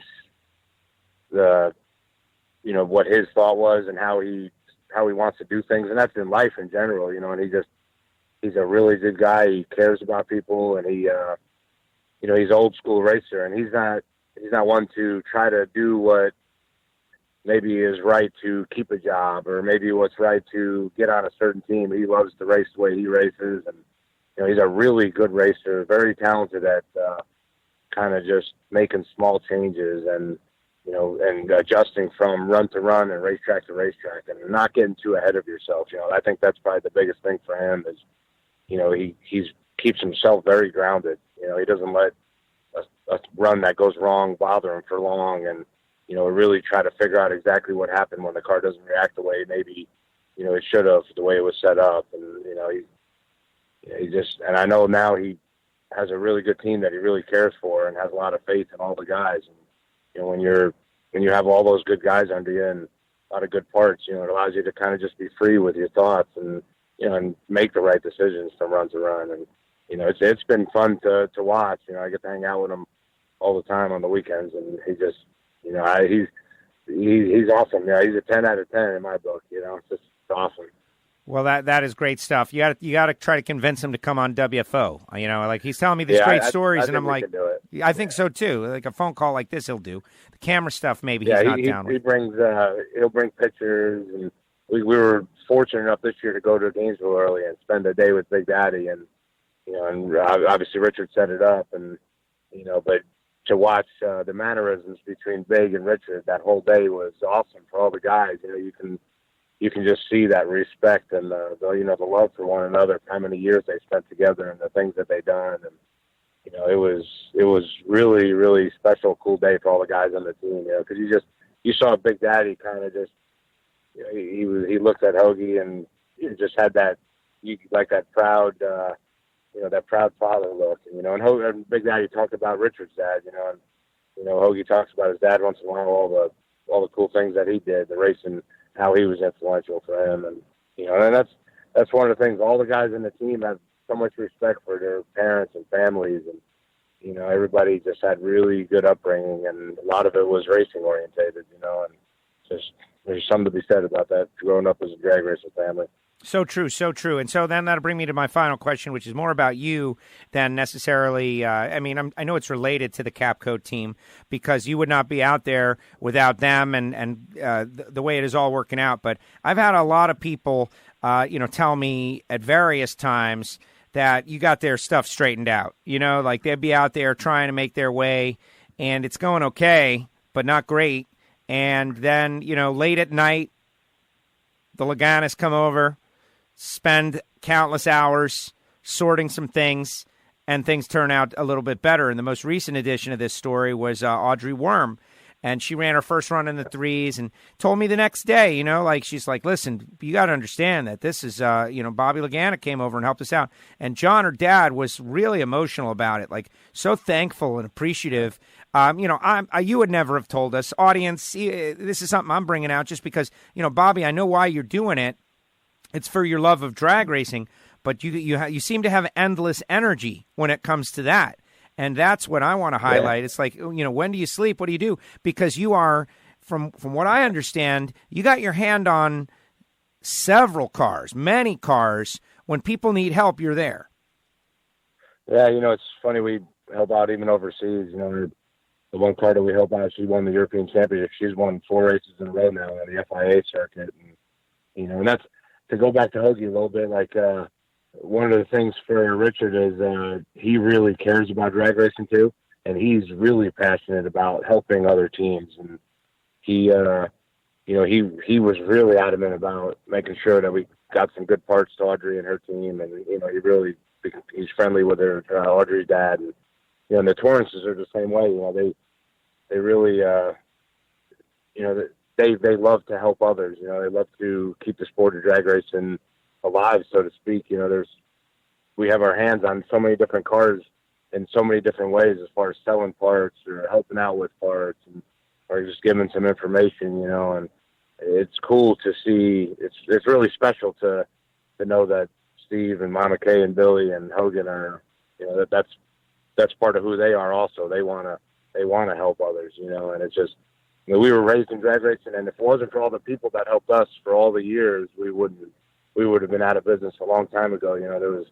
Everybody's got their stories, and we got our own where, the ATM is dead and the credit cards are maxed, and you have no idea how you're going to get the next race. And all of a sudden somebody walks in your pit from another team and, makes it happen for you. And, those are the moments that you never forget. And, I had more than one special, important, very knowledgeable person in the sport say to me, when I offered, hey, how can I pay you back, or what can I do? And their words were to always pay it forward. At some point in your life, if you're able to help others and, in this sport and make their path in drag racing a little easier and help them run better, do it.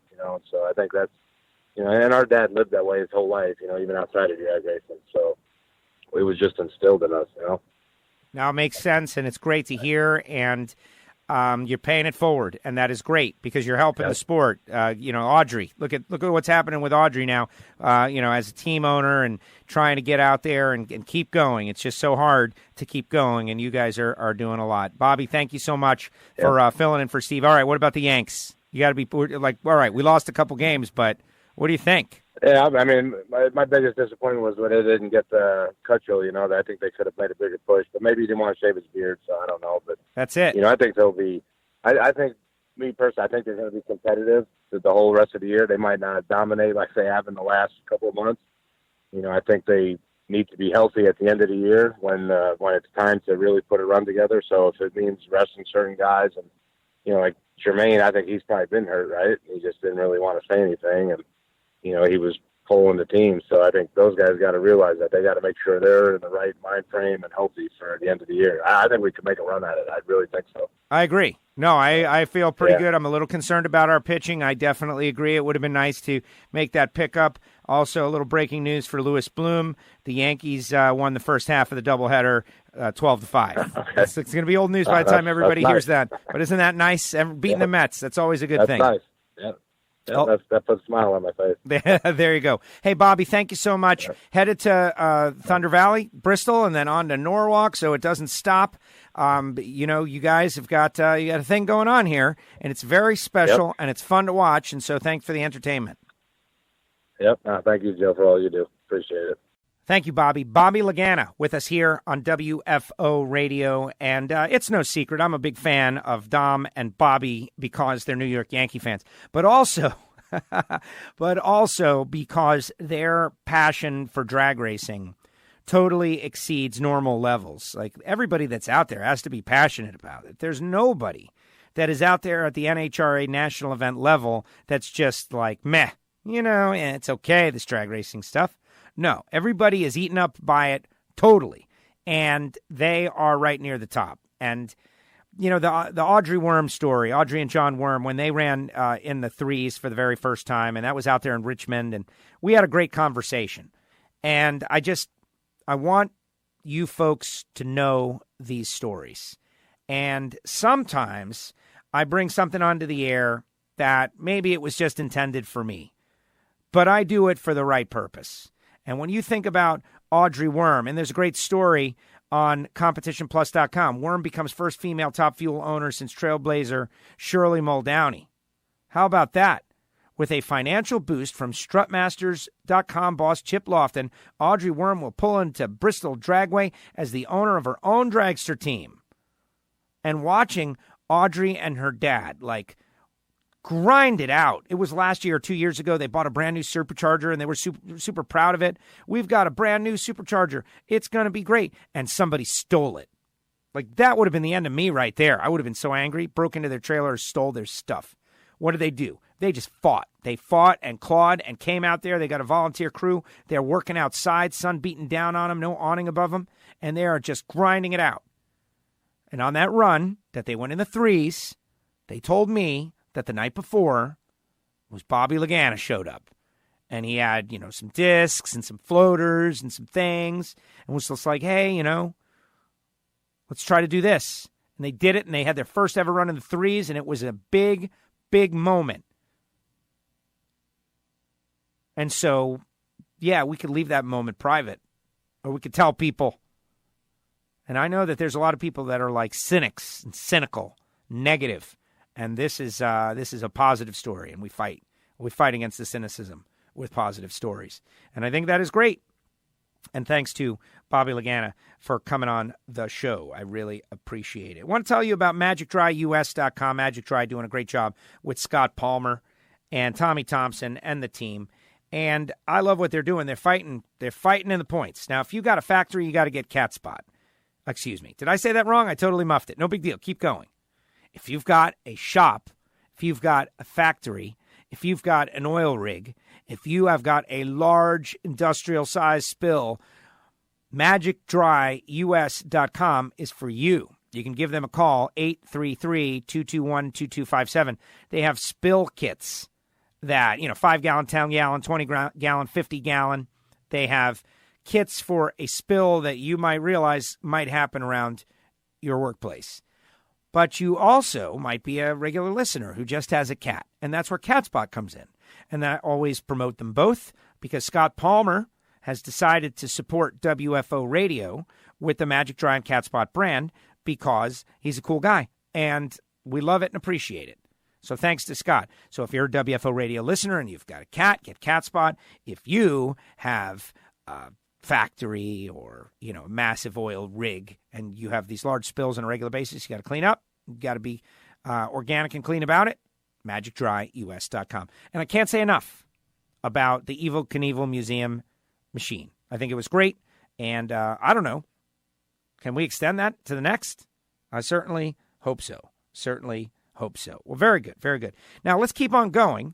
Joining us now, the Pro Modified winner. He got the job done. It was a huge weekend. Stevie Fast Jackson. Stevie, congratulations. Thank you, Joe. Thank you, buddy. It was an awesome deal. It really was. Now, a lot happened, and I want to get your thoughts and opinions on a weekend of, carnage, frankly. Very unfortunate, so much torn-up equipment. But I want to talk about the positive things, a big win, extending the points, and doing it on a weekend that was very emotional for you and for Billy. I didn't really know that, Billy had just gone through a personal, tragedy with his dad, losing his dad. He told me right after the winner's circle, and it all made sense at that point. When you guys rolled into the track, you guys were on a mission. Oh, absolutely. There's not a lot more dangerous in drag racing than when Billy Stockman gets a chip on his shoulder, and when I get a chip on my shoulder, we're both very effective. When we're both fired up and have a common goal, it normally produces greatness. He's a good friend of mine outside of the racetrack. I've known him for a long time, and he's tuned my cars for almost a decade now. And I wanted this event really bad for him. And you got the event. It was a tricky situation in that qualifying was run in one set of conditions, hot, sticky, and gross. And then come Sunday, eliminations, things changed. And did that play into your hands as the number one qualifier? Oh, absolutely. We run good on hot, slick racetracks, but when the blower gods came in on Sunday and we got 10 degrees cooler air, track cools off, that's in our wheelhouse. We can make good runs in the heat, but when conditions are good, we can just flat out run everybody. And that won't happen all the time, but I've got a good setup for that type of condition. The track was definitely, I don't know that we can call the track tricky. I think the track was just different for eliminations than what it was during qualifying. And we've got a good setup for that. We take very good notes. So we've been in that type of air condition before, and we kind of loaded in what I thought it'd take to run, and the car performed flawlessly. Excellent. Now, first round going up against Mike Bealey, and 024 reaction time, 578, just, loaded up, went after it, and got it. Yeah, Michael Bailey's one of the best levers in our class. He can go up there and go 002 on you. So we do not take him lightly. He's a good driver. He's got good power. It's one of those pro line cars, so we like to crush him. Like to get him loaded up and headed back to the house early. But we went up there with what I thought was a very aggressive tune-up in it, and I tagged the tree every single round. Second round, you got to go up against Erica. Erica is, getting her feet wet in Pro Mod, and I think doing a good job. Had just come off a really tough situation where we saw Jeremy Ray, and I think by now everybody has seen that horrible incident. Jeremy just totally destroying a car. But really, once Jeremy walks out of that car, we think about how much worse it could have been. Erica escaped by a couple of feet. And, Jeremy, of course, on his feet at the end of the round. That was just a terrible occurrence, but she's got to get after it to run you. Euro 21 cut her 0 slack and another 578, this time with a 4. So consistent on the starting line and on the track. Absolutely. Erica, and I've said this publicly and privately to my peers, Erica's, I think, one of the best naturally talented drivers in our class. And when we go up there, I joke around with her before the run. I'm gonna crush you. I'm gonna crush you. It's a friendly rivalry, but I cut her no slack. We were going up there to run 76 on that run, and it actually broke an intake rocker arm about 1,000 feet and slowed down speed and everything. But we were trying to go I thought they could step up and run 77 or 8, and we went up there to run 76. Cut her 0 slack. She's an awesome driver. Richard Freeman and all the elite guys, they got a lot of talent over there, and I never take them lightly. Another turbo car that we got to load up, so I try to get all of them guys loaded up as quick as I can. You and I love hearing that. I happened to be there once when you and Erica were joking around. I forget where it was. It might have been in Englishtown a few years ago, and you were kind of mocking the turbo cars that they can't do a burnout in a puddle. Absolutely, it's a friendly rivalry, and some of the turbo guys and gals have thin skin. And the more I know I get under their skin and that it's bothering them, the more I turn it up. But it was fun. I like giving them a hard time. Believe me, when they crush me, they give me a hard time just as good. I am sure. Now, for those listening at home, remember, Steve had an 024 in the first round and an 021 reaction time in the second round. So semis coming up, Sydney Frigo. Sydney has been tough and getting better. Another one of the Pro Line cars. Reaction time, 021 again, this time with a 574. So you turned up the wick on the track, and you are just very consistent. You were seeing the tree, obviously, very clearly. Not that you were just good, but you're hitting it the same every time. Yeah, generally when I group reaction times within a couple of thou, I'm going at it as hard as I can go at it. When you see me, I'm not one of these guys that's going to go 21 round and 40 or 50 the other round. If I'm going after it and I'm on my game, I'm literally going to be within 10 thou, run to run to run. And Sydney crushed me on a hole shot in Virginia. Virginia was mine now. I had an awesome car in Virginia. Conditions were good, track was good, and I flat out run him. I missed the tree, and he just went out there and destroyed me in the finals. So when we went up to run Sydney, I told Billy, I said, burn it up, catch it on fire, flip it over. I don't care. We cannot let this guy crush me twice. And Sydney's an awesome driver, and he's got an awesome race car, and he's on time on the starting line. So there's no ducks in NHRA. I mean, you approach everybody like they can eliminate you because they can. His car's turned the corner, and he's got one of the most consistent, quickest cars in our class now. So we went up there with it fully loaded.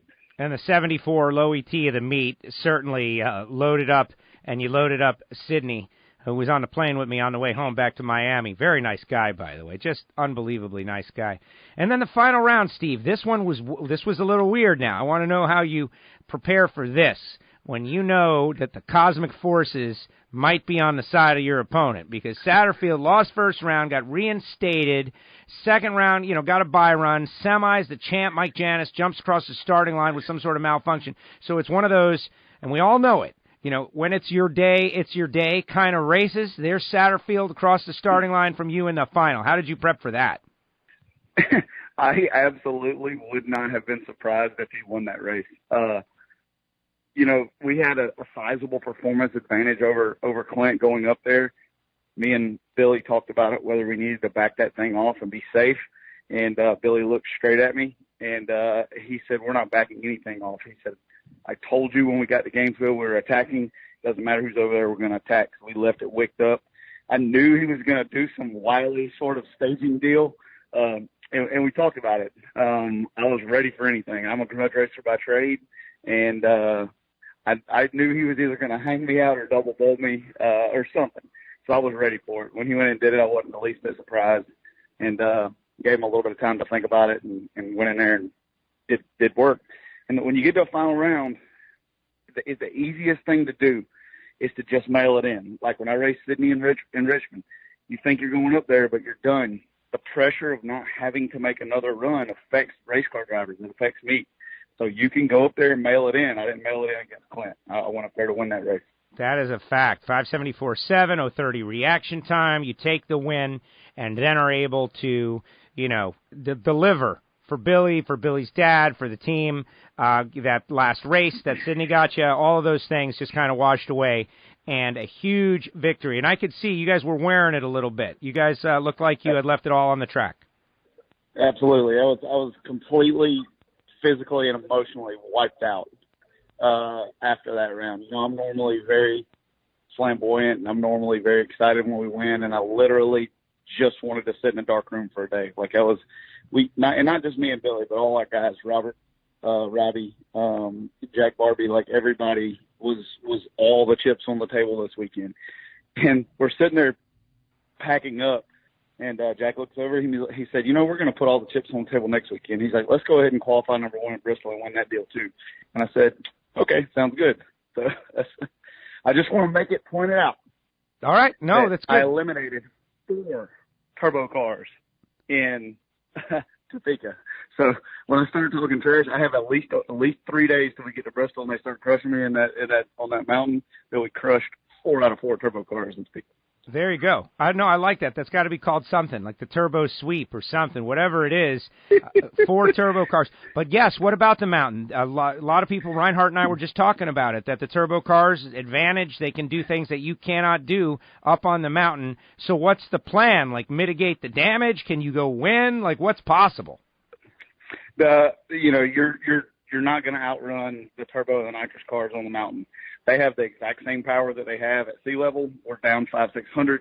I've never actually won a round of competition in Bristol, so it's the only track I think we go to that I have not won a round. Literally, my goal, and I DNQ'd it last year. My goal is to qualify and win a round or two. And if we can win the race, that's awesome. We're going to need some Satterfield style luck probably, but I got a good hot rod, and if we can get it adjusted, we'll see how it does. Looking at the points, you got 530. Todd has got 430. Todd obviously destroyed a car, another part of that, day of carnage, which was so tough to watch. You never want to see somebody, let alone, I know you're great friends with Todd, and of course Jeremy is very well loved, and to see equipment torn up, Stephen Whiteley got equipment torn up, that is terrible. But from a competitive standpoint, Todd's number 1 car, I heard it was sold, he's testing a different car, et cetera, and so on. I know they're thrashing to make it this weekend, but you already got a 100-point lead. Janice is sitting back there in third with 399, so you got 131 on him. This is not over. I know it's not over. I know it's not over. We're not talking like it's over, but at this point, you're doing well. Do not count out Todd Tutterow. If I was racing my Pro Mod and Todd Tutterow was in a wheelbarrow, I wouldn't count out Todd Tutterow. He's my mentor. He's my mentor. If there's anyone on the planet that can iron a race car out right now, it's Todd.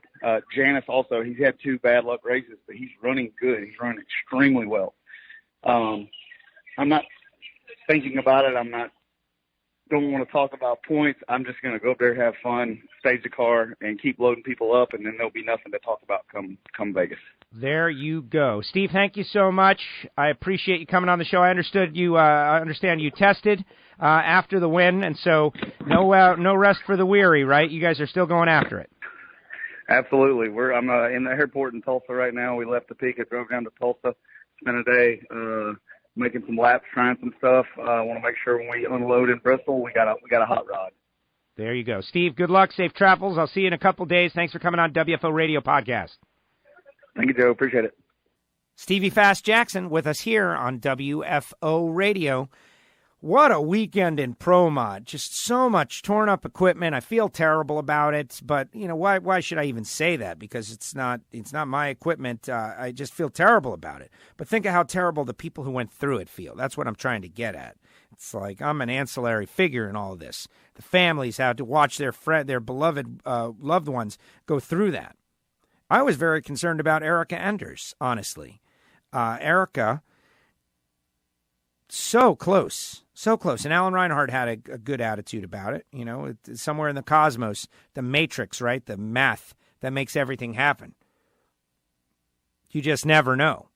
But still, we forge these friendships with people out there, and then you see them in a moment like that. Jeremy Ray's car like bearing down on her, and she just escaped. That was like the Millennium Falcon coming out of the Death Star in Return of the Jedi, like when the fire is enveloping it, and it makes it. Only some people got that, but that's a pretty good analogy if you think about it.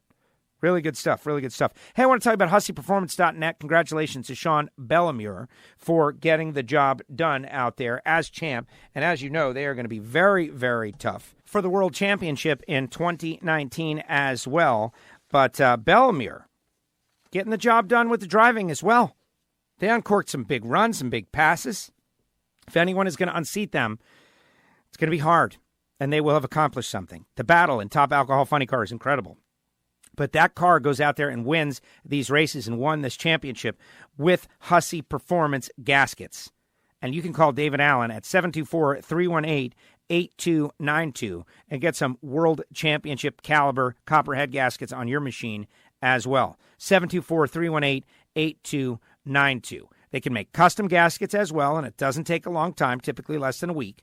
And they can help you make the next race. So whether you got a tractor pull engine, whether you've got a Pro Mod engine, whether you're running a giant 140 mil turbocharger like Larry Larson, whatever you're doing, they can come up with something that can help you. They stock gaskets in increments of 1/1000th of an inch, and if they don't stock it, they can make it. This helps you tune for the exact compression ratio. 724-318-8292. Go to HusseyPerformance.net. And, of course, tell them you heard about it on WFO Radio. David Allen and the team, big supporters of the show, and we certainly appreciate them as well. All right. Final guest this week on NHRA Nitro. Got to jump into it with Mickey Thompson, Top Fuel Harley-Davidson winner. Joining us now, Ty Tharp on the phone line. Ty, congratulations. Thank you, Joe. Big win. I'm great. In the middle of 4 in a row, it is always a challenge. It had been a while since we had seen you guys out there, and it was great to have you back. And I know you were excited because you got on the board. It was great to be back. We did have quite a bit of time off, and I was certainly happy to win another Wally. Oh yeah. And it was an interesting day in that the first couple qualifying sessions, it was really hot out, and you guys were getting down the racetrack, but no really crazy booming numbers. Until we saw, Jay in first round with that taking down Doug Vansel, opening up the points once again, and, here we go. We got a points battle. Exactly. It was hot and not stellar numbers from everybody, but, man, Sunday the weather came to us. It got really nice, and it was an interesting first round, a lot of good matchups. I had to run the leader of the points, and then, multi-time champion, and then the fastest high gear bike in the world to win the race. So, as an equalizer, it's got the points back scattered around to where I believe, the top 5 have a real good shot at it. And so that should make for some really exciting racing. Based on what we saw last year where, Doug had a big lead, and then Mike Scott took him down in Seattle, and then you went on to win the race, setting up that great battle out there at the U.S. Nationals, which came down to the final round of the final race. This was very similar in that Bo Lane, Doug Vansel leading the points. You take down Bo. Jay takes down Doug. You take down Jay. And just like that, this thing is everybody's all over the top of each other again. Well, exactly, and that's what we're looking for. We'll make it exciting for us, for the fans, and it makes it a lot more interesting, and it keeps everybody excited and in the game. And it's really gotten very, very competitive. You know, by Indy last year, right, we wrapped up and there was a 10th from first to last, and the number, 2 and 8 qualifier in the finals. And so that's how it's been all year. You know, there are no layups this year at all. So first round might as well be the final round. I guess that's the way you're supposed to race all the time. Absolutely. That's where we're at. No, absolutely. And the way it's all working out. So the next race, you guys will be with us this weekend out there in Bristol. So we got a little back-to-back action for you as we start to make the turn to the back half of the season. Yep, absolutely. Good Father's Day weekend. I've had pretty good success there in the past. We're hoping we can carry that momentum. And, I think that probably by Seattle, that's when it's already getting interesting. But Seattle, I don't think you really start looking at the points too hard until then. And then just go out there and try to win every round and win every race, and the points will take care of itself. Ty, what's changing as the class evolves? You know, the more races within the NHRA, I can certainly see the level of competition get higher. But for you guys to come out, 2 years ago and then last year and then now, it seems like everybody's operation is, forgive me for characterizing like this, but just more advanced and more polished, and you know what's going to happen, and you got to go through these rounds, you got to rebuild these bikes under the gun of NHRA, the clock, really, on Sunday race day. Like, it doesn't wait for anybody. And that's what I can see. What's going on inside the bikes, behind the scenes, that you guys are doing, changing, building, making, to make these things more consistent and, able to get down the racetrack and win these championships and win races? Yeah, I mean, in our team, we typically have 4 bikes, and one is supercharged, and the other is naturally aspirated. We've got a pretty good hold on it, and they're all pretty much identical as far as clutch setup, engine. The combination's the same, so we can tune them the same, but you still find that they all have their own personality. So that's always a challenge. And then, we've been experimenting with the supercharger, and it has not hadn't made, huge stellar runs yet. We're refining it a little bit at a time, and, hopefully it's something everybody will embrace, and time will tell on that. But it's definitely exciting, and, we're just trying to be careful and make sure that we can make the turnaround with all the bikes. And, and being on the big show or the big stage, if you will, has definitely pushed everybody to a different level of professionalism.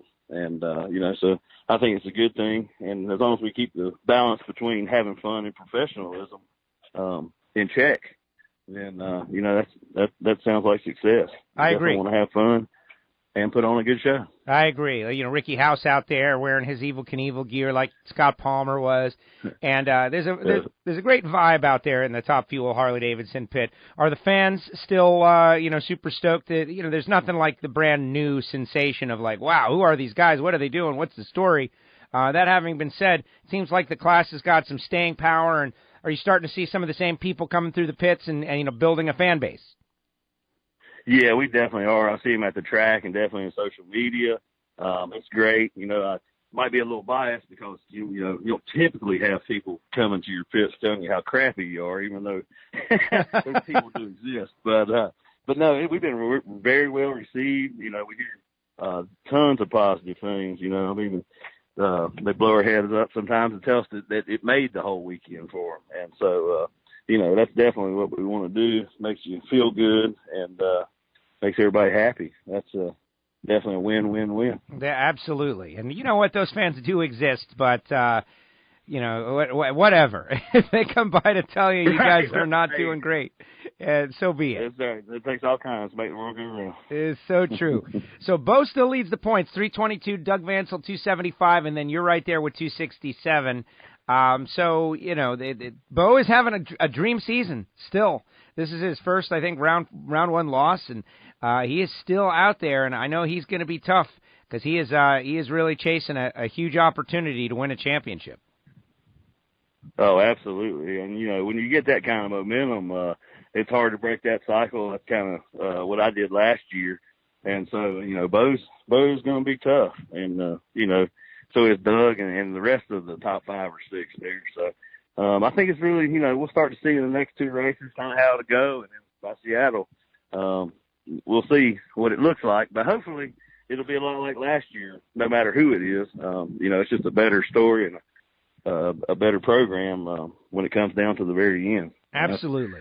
That's what it's all about. Get down to that final race, the U.S. Nationals, in front of the big crowd and, do something special, whatever it is, just like last year. And I know Doug Vansel did not win the championship and you won the championship, but the story of the championship will remain alive forever because everybody just loved that. And, that's all we can ask, right? It's showbiz. Absolutely. Absolutely. Well, Ty, I appreciate you coming on the show. Congratulations on a victory and taking a big victory out there in Topeka, Kansas. And we'll see you this weekend out there in Bristol, Father's Day weekend. Thunder Valley National is going to be a whole lot of fun. Great to have you guys back out on the tour for a few weeks. And we will see you at the track. Thanks for coming on WFO. Thank you, Joe. I'll see you this weekend. Ty Tharp with us here on WFO Radio. Always love seeing Ty, and I really have come to love the Mickey Thompson Top Fuel Harley Davidsons, Ricky House, Bo Lane, Jay Turner, Doug Vansel.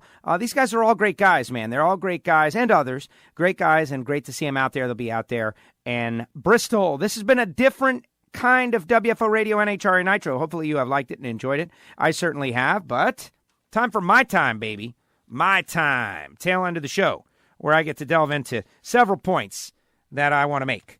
And what I will say is this. I was just out for like 10, 11 days. I went to Chicago, and then I went to Tennessee for the final performance TV shoot of the season. Better get on that show until the end of June. And then I went on to Kansas. And Kansas is kind of a very fun race. There were a lot of WFO radio listeners out there. It was really cool, very fun. Learned a lot. But it's all blurring together, man. It's all blurring together. The details of this and that and the other thing. The grind is happening. And you got to embrace the grind. And so now we are on. Oh, here's one for you. In my in-between time, between Chicago and Kansas, I went to Bristol for the final performance TV shoot. And during the day, on Wednesday, Ted Jones, who owns Masters Entertainment, who I work for. Ted Jones used to run the IHRA. Ted Jones, everybody knows, inside drag racing back in the day. Ted Jones is the next to be inducted into the Thunder Valley Hall of Fame up above the grandstand. And I think it is just tremendous. It's such a great bit because Ted is he's a very nice man, and he invented Pro Mod and Mountain Motor Pro Stock and has really been connected to a lot of great things in the sport of drag racing. And Bobby Bennett is doing one of the Legends of the Series on him, and Ted is being inducted into the Thunder Valley Club. Well, went over there for the announcement, and Austin Prock was there also. And what they had was they had a tree set up. They're going to do a practice tree race because it was raining. And so they invited me into the practice tree race. And at first I was like, nah, it's for the media. I don't want to get in on it. And now they're like, oh, no, do it. We got the spot for you. And so I did and got in there and had to battle some TV reporter first round and dropped a perfect reaction time on him and won the round and advanced 3 out of 5 and then got beat second round. But I did win the award for best reaction time. And I thought that was great. So I walked out of there with some hardware, baby. Yeah. 1-0 got lucky. But really, I was embarrassed because I should have won the thing. What happened to me? My depleted state. Once upon a time, I could have gone out there and just devoured the competition. They had the rollout set a little weird. You had to let the bulb hang a lot. Like if you just crushed it, you were 080 red. Like if you just go at the filament, because these were not LED bulbs, if you just went, you're 080. I was 070, 080. It's like, oh, can't do that. So now I'm trying to smash the button down, right? Like just holding it real tight. See yellow, let go. 040 red. Oh, okay. Smash the button, hold it tight, put the button back on my thumb a little bit, and wait for the light to be on. Like if the light bulb going on happens at 0 and the light bulb being totally off happens at 10. You understand what I'm saying? 0, 1, 2, 3, 4, 5, 6, 7, 8, 9, 10 is the way a filament-based light comes on. Like it starts to come on and then it gets totally, and it's at its brightest, say, at 5. You follow my analogy here? I know it's weird. I'm just making it up as I go along. but I think it's pretty good. And then it starts to go out, and it's totally out at 10. 0, it's not on, starting to come on. 5, it's totally on. 10, it's totally out. Follow? Good. I had to, let go of the button at, 3. What am I going to do? So I started to get in on it, but then once I started to go rounds, I got amped up, and I was trying to prevent. I red lighted again. Double O red, and I'm out. And I lost. But I got a cool plaque. That was fun. It was an interesting experience going out there, seeing as they get ready for the race and get ready to get all hyped up as the NHRA comes in to Thunder Valley. Hey, I want to tell you about Hangstifer's Metalworking Lubricants. Dr. Hangstifer and the folks out there been doing it for a long time, since 1937. They offer products that are consistent and reliable. They're the best in the business. Certainly have the customer service to help you with over 100 affiliates throughout the world. And their number one goal is to help you improve your metalworking processes. They've got highly refined petroleum, synthetic, and vegetable-based products and can certainly help you in your shop. They have local stock and inventories totaling more than 5,000 drums throughout, so you are not going to ever be in need. Go to hankstefers.com or give them a call, 800-433-LUBE. That's 800-433-LUBE. Certainly doing a great job with DSR and JFR, but more importantly with Sackman Brothers out there battling it out, top dragster. And Matt has got his Top Fuel license now. So it is amazing stuff. Check out Hangstifer's Metalworking Lubricants at hankstefers.com. Give them a call, 800-433-LUBE. If you have got a shop, a metal shop, factory, they have got the cutting oils, whether it be refined petroleum, synthetic, or vegetable-based lubricants that you need. Check them out, hankstefers.com. All right, everybody, that is going to do it for this edition of NHRA Nitro. Kind of a test, really. Let me know what you think. Let me know what you think. WFO style. We are now on Spotify. The WFO app is waiting for you. Archive is fully loaded. All kinds of great stuff. But also want to remind, we did some really good stuff for NHRA's social media. And if you are a WFO radio listener and you're unaware of that, I'm doing my job poorly. This week, we did the bit with Scott Palmer, but we also featured Larry Larson's Cadillac ATS-V. That has been all the rage of the internet. Everybody is rumored about it, and there it was, and we did an interview with Larry. It was spectacular. It is on social media right now. Please check it out. Hey, big thanks to Robert Height for coming on the show, dropping some knowledge. Robert is always great. Big thanks to Bobby Lagana for coming on the show, giving us some inside details, and we're working on getting Hoagie on. I think it's going to happen, man. I think it's going to happen. Spawn of Garlets. That's going to be great. Stevie Fast. Hey, I want to remind everybody, if you're going to Thunder Valley, Stevie Fast Jackson going to do a pro mod school, and that is just awesome. Going to happen on Friday. Very cool, very cool. And, Stevie and Billy Stocklin and that team, they are doing exactly what some said that they would do in E3 Sparkplugs Pro Modified. And as much as the Outlaw and the radio world and the no prep world and all of the different stuff that he has done over the years, this is against the world's best, not America's best, the world's best. And he is succeeding and really showing what he is capable of. So amazing. And, of course, Ty Tharp for coming on the show. Thanks to Ty for adding it. So we had Mickey Thompson, Top Fuel Harley. We had E3 Sparkplugs Pro Mod. We had, of course, Top Fuel and Funny Car represented, plus Alan Reinhart. This has been a kind of a cool show. Joe at WFOradio.com. Different kind of sound. A straight-through edition, just an experiment, because Giovanni in Miami was not here to put the show all together. And something, getting out of the box, you never know. Hey, remember, we're on Spotify now. And a lot of people use the Spotify app. We have our own dedicated app, our own dedicated mobile app. And that is great stuff. But however you want to listen, and if there's some place that the show needs to be and the show is not there, let us know. And we'll put it there. Simple as that. Facebook, Twitter, Instagram, WFO Joe, that's me. Hopefully you will follow all of that stuff, and that's going to do it. We greatly appreciate you listening to WFO Radio. Happy Father's Day, again, to all the dads out there. Happy Father's Day to you guys. And all you kids out there, you got to tell your dad you love him. You have to. And make him believe it. And that's all. All right, guys, we'll see you next time right here on WFO Radio.